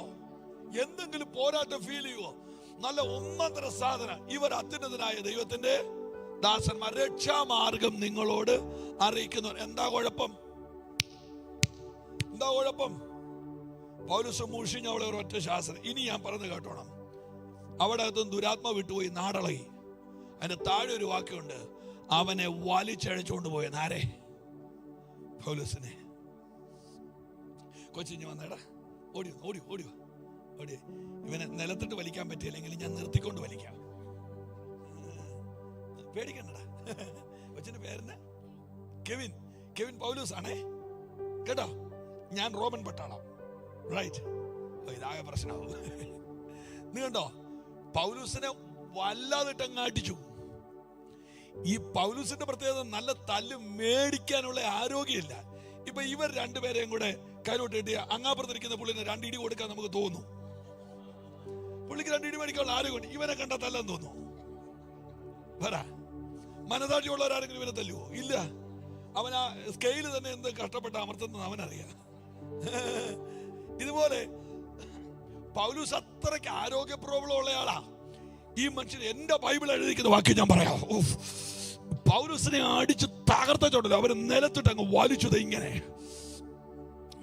നിങ്ങൾ കണ്ടോ, ഇപ്പൊ ഇയാള് ചുമ്മാ കല്യാണത്തിന് പോകുന്നവർ ഇങ്ങനെ വരുവാ. അങ്ങനെയൊന്നുമില്ല. മക്കൾ നോക്കൂ, ആ ഉള്ള എന്റെ മൂട് പോകും. പൗലൂസിനെ അങ്ങനെയല്ലേ വാക്യം പാസ്റ്ററെ? അങ്ങ് ഇഷ്ടം പോലെ അത് പ്രസംഗിച്ചിട്ടുള്ളതല്ലേ? പൗലൂസിനെ നിലത്തിട്ട് ബാക്കി പറ വലിച്ചു. നിങ്ങളൊന്ന് ഓർത്ത് വയ്ക്കേ, ഒരു കപ്പലുടമയുടെ മകൻ മണ്ണി കിടന്നത് ഇങ്ങനെ വലിയ തറ കിടന്ന് വലിയ ഒരു കോടീശ്വരൻ നിലത്ത് കിടന്ന് വലിയുമ്പോഴും മുഖത്ത് വെപ്രാളം ഇല്ല. കാര്യം എന്നറിയോ? ഇതെന്റെ ഡ്യൂട്ടിയാ. വലിയുക, നിലത്ത് കിടന്ന് വലിയുക. നിങ്ങൾ ശ്രദ്ധിച്ചോണേ, വലിക്കുന്നത് റോമൻ പട്ടാളമാ, പക്ഷെ കൊണ്ടുപോകുന്നത് കാരാഗൃഹത്തിലോട്ടാ. പക്ഷെ നിങ്ങൾ ശ്രദ്ധിച്ചോണം, വലിച്ചോണ്ട് പോകുന്നത് വാഗ്ദത്തത്തിലേക്കാ.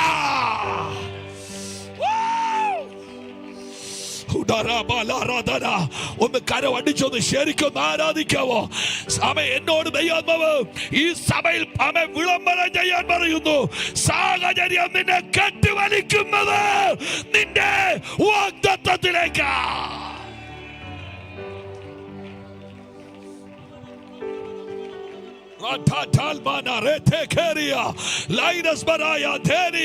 ഒന്ന് കൈയടിച്ചാലോദിക്കാമോ? സാഹചര്യങ്ങൾ നിന്നെ നിലത്തിട്ട് വലിക്കുന്നത്.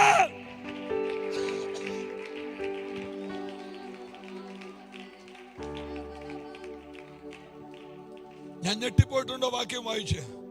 പൗലൂസിനെ വലിച്ചത് ദൂതന്മാരല്ല. ആണോ? പൗലൂസിനെ വലിച്ചത് ശിഷ്യന്മാരാണോ? അല്ല. പിന്നെ റോമൻ പട്ടാളവാ. പക്ഷെ പട്ടാളത്തോട് ദൈവം പറഞ്ഞു, എന്റെ ദാസനെ വലിക്കുന്നത് കാരാഗൃഹത്തിലേക്കാ. എന്തിനാണെന്നറിയാമോ? അവൻ ദർശനത്തിൽ കണ്ട മാസിഡോണിയൻ പുരുഷൻ അവിടെയുണ്ട്. 2024 ആരോടൊക്കെയോ ദൈവം എന്ന് പറയുന്നു, നിന്റെ സാഹചര്യങ്ങൾ നിന്നെ വലിക്കുന്നത് വാഗ്ദത്തത്തിലേക്കാണ്. എത്ര പേരാ കരമുയർത്തി പിടിച്ച് അന്യഭാഷ പറയുന്നു?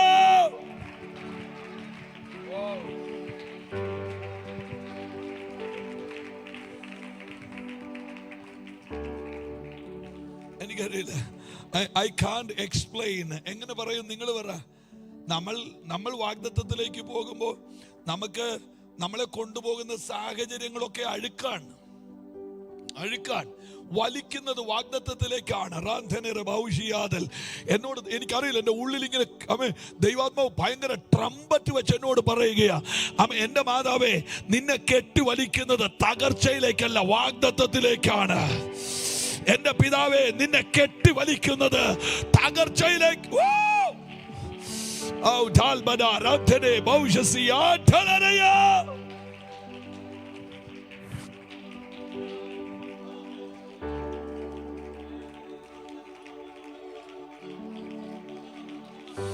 അന്യഭാഷ പറഞ്ഞ് ആരാധിക്കാവോ?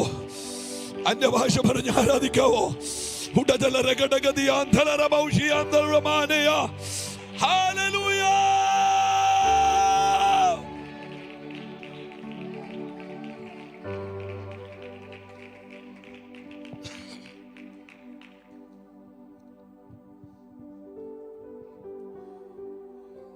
അധ്യായത്തിലെ അടുത്ത വാക്ക് മാത്രം ഒന്ന് പറഞ്ഞിട്ട് പ്രാർത്ഥിക്കാം. ഞങ്ങൾ കേൾപ്പിച്ചത് ആർ വിശ്വസിച്ചിരിക്കുന്നു? യഹോവയുടെ ഭുജം ആർക്ക് വെളിപ്പെട്ടിരിക്കുന്നു? അവൻ ഇളയ തൈ പോലെയും. ബാക്കി വായിച്ചേ.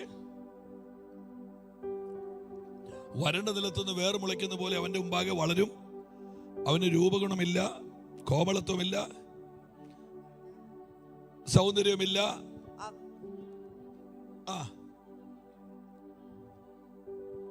മതി അമ്മാമേ. അതൊന്ന് മൈക്കിലൂടെ വായിച്ചത്.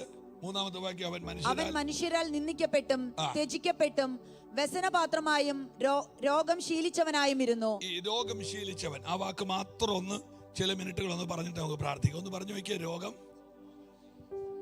ശീലിച്ചവൻ. ഒന്നുകൂടെ പറഞ്ഞു നോക്കിയ രോഗം ശീലിച്ചവൻ. ഇത് എങ്ങനെ വ്യാഖ്യാനിക്കും? മൂലഭാഷയിൽ ഈ രോഗം ശീലിച്ചവൻ, ഖോളി എന്ന് പറഞ്ഞൊരു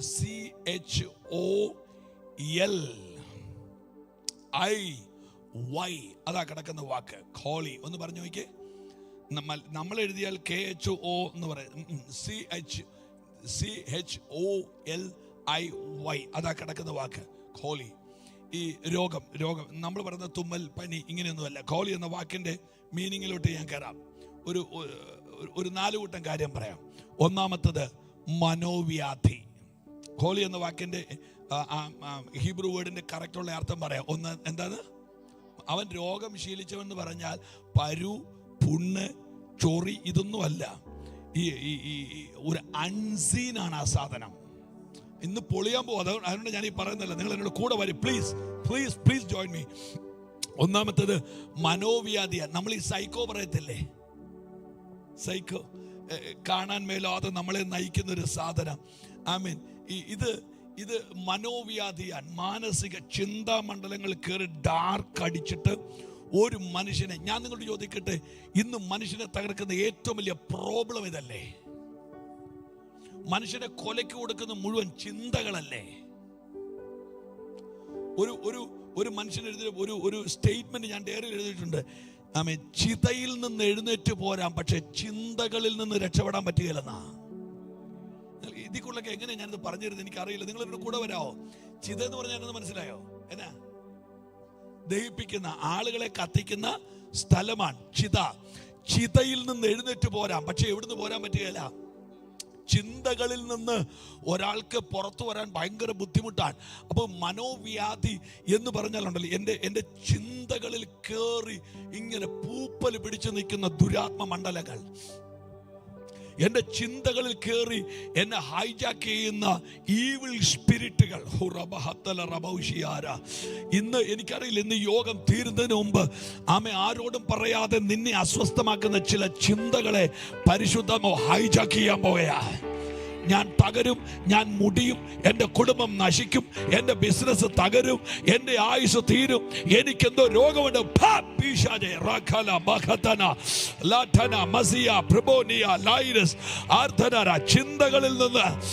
ചിന്തകളിൽ നിന്ന്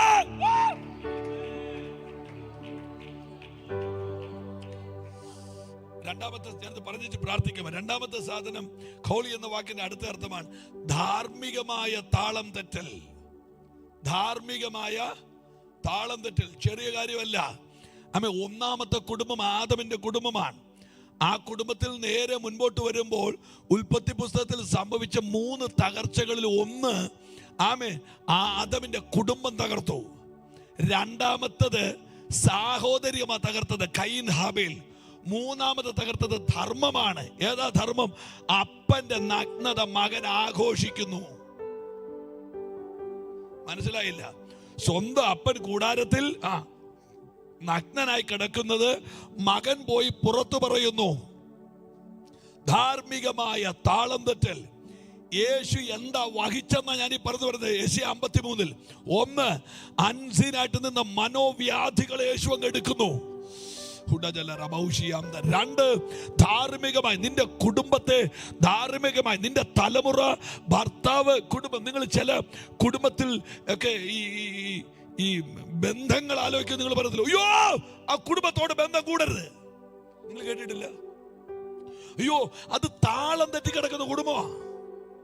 അവരുടെ അപ്പൻ അങ്ങനെയാ, അവിടുത്തെ അമ്മ ഇങ്ങനെയാ, അവിടുത്തെ മോൾ അങ്ങനെയായിരുന്നു. കണ്ടോ? ധാർമ്മികമായ യേശു ക്രിസ്തുവിന്റെ നാമത്തിൽ ആ ധാർമ്മികമായ താളം തെറ്റൽ യേശു കാൽവരിയിൽ പരിഹരിക്കുകയാണ്.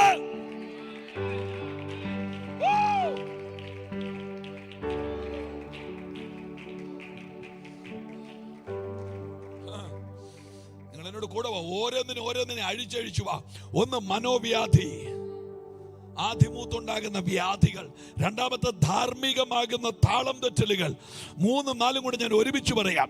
ചിന്താകുലതയും ഉത്കണ്ഠയും spirit of fear and spirit of anxiety and spirit of depression. ക്രൂശ് ചെറിയ സ്ഥലമല്ല. യേശു ചോരത്തുള്ളി പോലെ വിയർപ്പ് തുള്ളി താഴെ വീണത് വെറുതെയല്ല.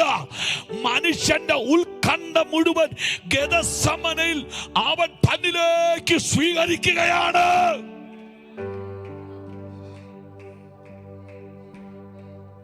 നമുക്കൊന്ന് എഴുന്നേറ്റ് നിന്നാലോ?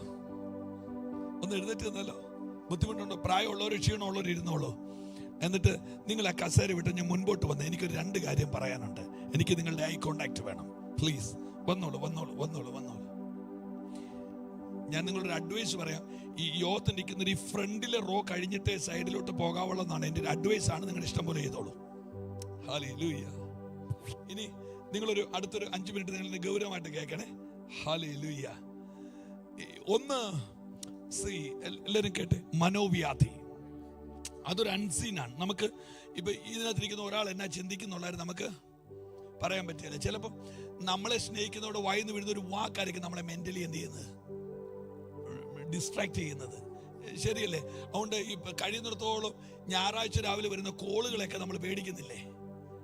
ഞായറാഴ്ച രാവിലെ വരുന്ന ഫോൺ കോളുകൾ നമ്മൾ വളരെ ശനിയാഴ്ച രാത്രി മുഴുവൻ പ്രാർത്ഥിച്ച് അലഞ്ഞ് പാട്ടുണ്ടാക്കി കർത്താവിന്റെ ദാസൻ പ്രസംഗം ഉണ്ടാക്കി ദൂതുണ്ടാക്കി.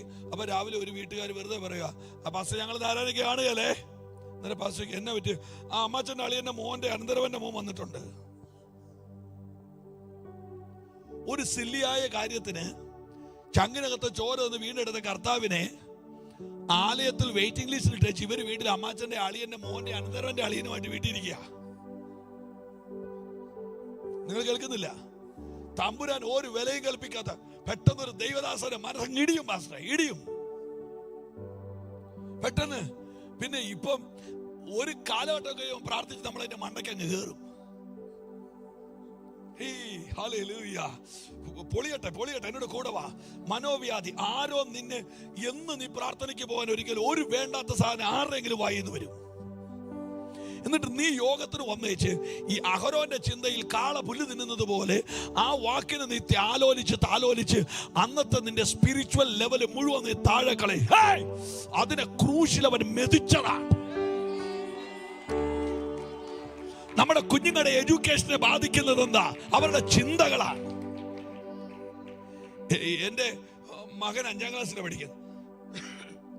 അപ്പൊ ഞാൻ അവനോട് എപ്പോഴും പറയും, നീ കർത്താവിന്റെ വേലയ്ക്കുള്ളതാ.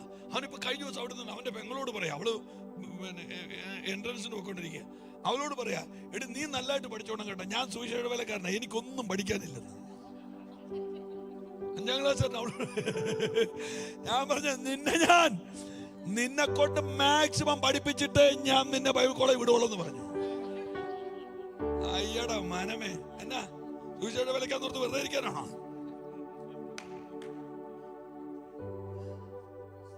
മക്കളെ, ഞങ്ങളൊക്കെ ശിശു പിടിക്കുന്ന സീസണിൽ yes no thank you because ഒക്കെ മതിയായിരുന്നു. നിങ്ങളുടെ സീസണിൽ അത് പോരാ. അതുകൊണ്ട് ഏതെങ്കിലും ബിക്കോസ് തൂക്കി കിടക്കാൻ ആഗ്രഹം നടക്കുകയല്ല, ബിക്കോസ് പോയി. Oh God, hallelujah. ഞാൻ എപ്പോഴും പറഞ്ഞു, ദൈവം നിങ്ങളെ ഉപയോഗിക്കുന്ന സീസണിൽ നിങ്ങൾ മാസ്റ്റർ ആകണം. കഴിഞ്ഞ ദിവസം ആരണ്ട് എഴുതിയൊരു ഒരു ഇത് ഞാൻ വായിച്ചു. 1000 വിദ്യ അറിയുന്നവരെ എനിക്ക് പേടിയില്ല, പക്ഷെ ഒരു വിദ്യ 1000 തവണ പ്രാക്ടീസ് ചെയ്തവനെ എനിക്ക് പേടിയാണ്. ദൈവം നിങ്ങളെ ഉപയോഗിക്കുന്ന ഏരിയയിൽ നിങ്ങൾ ശക്തനാകണം. അത് ഇവിടെ ഓർഗൻ വായിക്കുന്ന ഇതിന്റെ ഏറ്റവും അങ്ങ് അറ്റത്ത് ചെല്ലണം. വർഷിപ്പ് ചെയ്യുന്നെങ്കിൽ ഏറ്റവും അറ്റത്ത് ചെല്ലണം. ശുശ്രൂഷയിൽ ഏറ്റവും അറ്റത്ത് ചെല്ലണം. വീഡിയോ നോക്കുന്നവൻ അതിന്റെ അറ്റത്ത് ചെല്ലണം. അല്ലാതെ എപ്പോഴും പിടിച്ചോണ്ട് നിൽക്കരുത്. ഇതിന്റെ അടുത്ത ലെവലിൽ കയറണം. വിസ്ഡം സ്വർഗത്തിൽ നിന്ന് വരണം. ആ സാധനം ഒരുപക്ഷെ ഇന്ത്യയിലെ ഒരു ചർച്ചും അച്ചീവ് ചെയ്യാത്ത മേഖലകളിലേക്ക് സഭ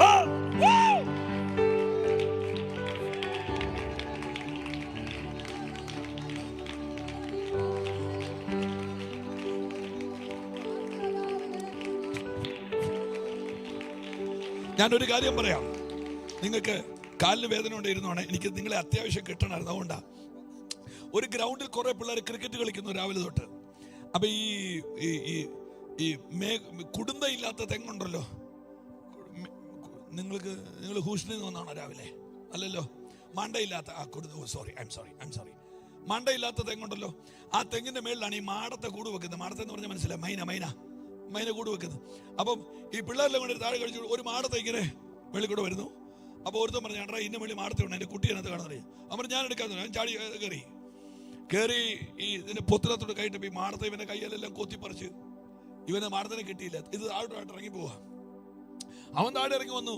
4 മണിക്കൂർ പിന്നെയും ക്രിക്കറ്റ് കളിച്ചു. കൂട്ടുകാരോട്ട് അവിടെ ഇരുന്ന് വൈകുന്നേരം ഒരു 6 മണിയായി. പോകാറായപ്പോൾ മറ്റവനോട് ഇവൻ പറഞ്ഞു, എടാ അതിന്റെ വെളി മാടത്തുണ്ട്, ഞാൻ പോയിട്ട് കിട്ടിയില്ല, നീ. മറ്റവൻ പോയി പിടിച്ചിറങ്ങിയ മൂർഖൻ പാമ്പിനെയാണ്. ശ്രദ്ധിച്ചോണേ, അവൻ മൂർഖൻ പാമ്പിനെ മേളിൽ കാണുമ്പോ ഇത് മൂർഖനാന്ന് കണ്ടത് ഇവൻ രക്തം ഛർദ്ദിച്ചു താഴെ വീണ് മരിക്കുക. എന്റെ ചോദ്യം, ഈ 4 മണിക്കൂർ ഈ വിഷം എവിടെയായിരുന്നു? നിന്റെ ബോഡിയിൽ പല സാധനവും ആക്റ്റീവ് ആകുന്നത് ഭയത്തിലൂടെയാണ്. പണ്ട് കോവിഡ് വന്നവരെല്ലാം ചത്തല്ലോ, ഇന്ന് കോവിഡ് വരുന്നവർ ആരും ചാകുന്നില്ലോ. എന്നെ സമയമില്ലാത്തതുകൊണ്ടാണ് ചാകാൻ. എന്നാ ഇവന്റെ മൈൻഡ് കോവിഡിനെ മാനേജ് ചെയ്തു.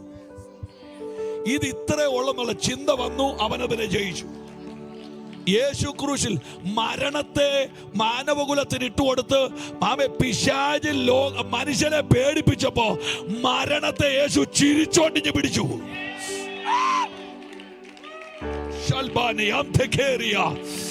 നിന്റെ കുടുംബത്തെ വലച്ചതിന് യേശു ഇന്ന് വാരി തറലടിക്കാൻ പോകുകയാണ്. Come on. Hallelujah. പലപ്പോഴും ഉറക്കം വരാതെ നിന്റെ കട്ടിലിട്ട് നിന്നെ വലയ്ക്കുന്ന ആ സ്പിരിറ്റ് ഓഫ് ആൻസൈറ്റി അത് അഴിയുന്നു. യേശുവിൻ നാമത്തിൽ അഴിയുന്നു. യേശുവിൻ നാമത്തിൽ അഴിയുന്നു. അഴിഞ്ഞു പോ. ക്രൂശിൽ ഈ ജനത്തെ ലിങ്ക് ചെയ്യാൻ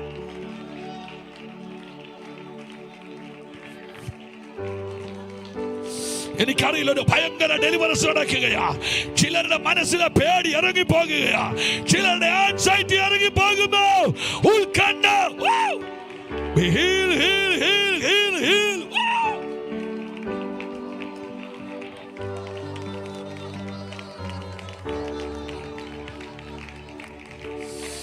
നിങ്ങളുടെ മേൽ വ്യാപരിക്കുന്നത് ഭീരുത്വത്തിന്റെ ആത്മാവല്ല.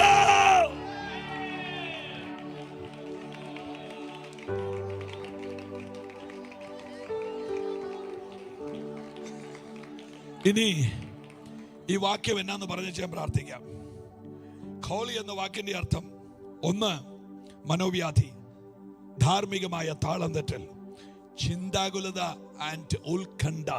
4-മത്തത് ദുരിതമല്ല, കൊടും ദുരിതം, ദുരിതത്തിന്റെ പീക്ക്. യേശു നമ്മുടെ രോഗമെടുത്തെന്ന് പറഞ്ഞാൽ തുമ്മലെടുത്തെന്നല്ല.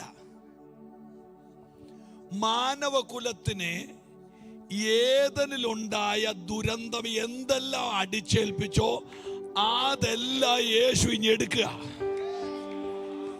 ഇനിയാണ് നിങ്ങൾ കേൾക്കേണ്ടത്. ഇദ്ദേഹത്തിന്റെ കയ്യിൽ ഒരു മൂർഖൻ പാമ്പിരിപ്പുണ്ട്. അത് ഇയാളുടെ ജീവിതത്തിൽ പാമ്പോട്ടിനെ കണ്ട ഇയാൾ ഇനി എന്നെ പ്രാകും. ഇയാളെ ഈ പാമ്പ് കടിക്കുക. അപ്പൊ ഞാൻ ഓടി വന്ന് ഈ പാമ്പിനെ പിടിച്ചിങ്ങോട്ട് എടുക്കുമ്പോ ഈ പാമ്പിനെ മാനേജ് ചെയ്യാൻ എനിക്ക് കഴിവില്ലെങ്കിൽ താനും ഞാനും ഒരുപോലെയാ. പക്ഷെ ഇവിടെ കൊടുത്തിരിക്കുന്ന വാക്ക് നിങ്ങൾ കേട്ടോ, മൂലഭാഷ ശ്രദ്ധിച്ചോണേ. ഖോലി യാദ, YADA. യാദ എന്ന വാക്കിന്റെ അർത്ഥം എന്നാണെന്നറിയാമോ? ഈ രോഗങ്ങളെ യേശു സഹിച്ചെന്നല്ല, ഈ സാധനം ആദമിൽ നിന്നോട്ട് എടുത്തേച്ച് ആ സാധനത്തെ വക തിരിച്ച് അതിനെ യേശു ഹൈജാക്ക് ചെയ്തു.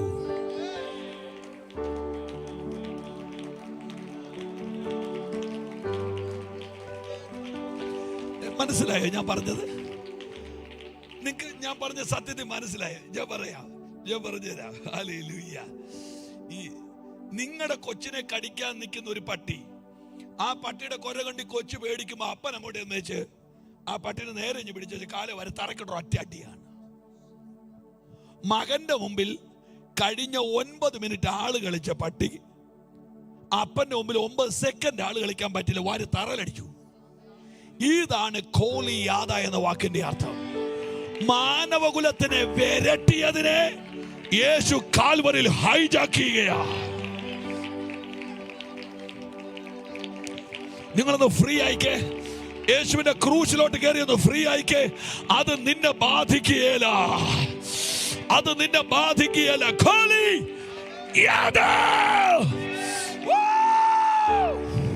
ഒന്ന് കരമടിച്ച് അന്യഭാഷ പറ. അത് നിന്റെ വീടിനെ ബാധിക്കുകയില്ല, അത് നിന്റെ തലമുറയെ ബാധിക്കുകയില്ല. കാരണം അതിനെ യേശു ഹൈജാക്ക് ചെയ്തിരിക്കുന്നു. അതിക്രമങ്ങളൊക്കെയും നമ്മോട് ക്ഷമിച്ച് ചട്ടങ്ങളോ വിരോധവും പ്രതികൂലവുമായ കൈയെഴുത്തിനെ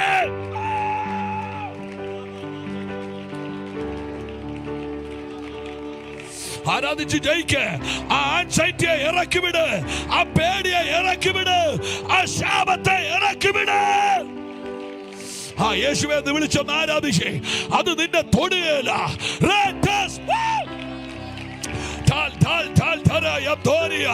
അത് നിന്നെ തൊടുകയില്ല, അത് നിന്നെ തൊടുകയില്ല. ആ കൈയുള്ളവരൊക്കെ കൈയൊന്ന് അടിച്ച് അന്യഭാഷ പറഞ്ഞ്, അന്യഭാഷ പറഞ്ഞ്, അന്യഭാഷ പറഞ്ഞ്, അന്യഭാഷ പറഞ്ഞ്.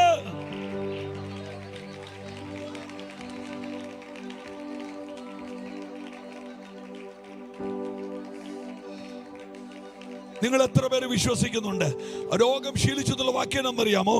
നമ്മെ വലച്ചതിനെ യേശു ഹൈജാക്ക് ചെയ്തു. ഹല്ലേലൂയ. ഇനി അത് നിന്റെ ലൈഫിൽ ചലിക്കുകയില്ല. ഇനി അതിന്റെ വീട്ടിൽ ചലിക്കുകയില്ല. ഇനി അതിന്റെ ബോഡിയിൽ ചലിക്കത്തില്ല. Now I break. യേശുവേ എന്ന് വിളിച്ച് ആരാധിച്ചേ.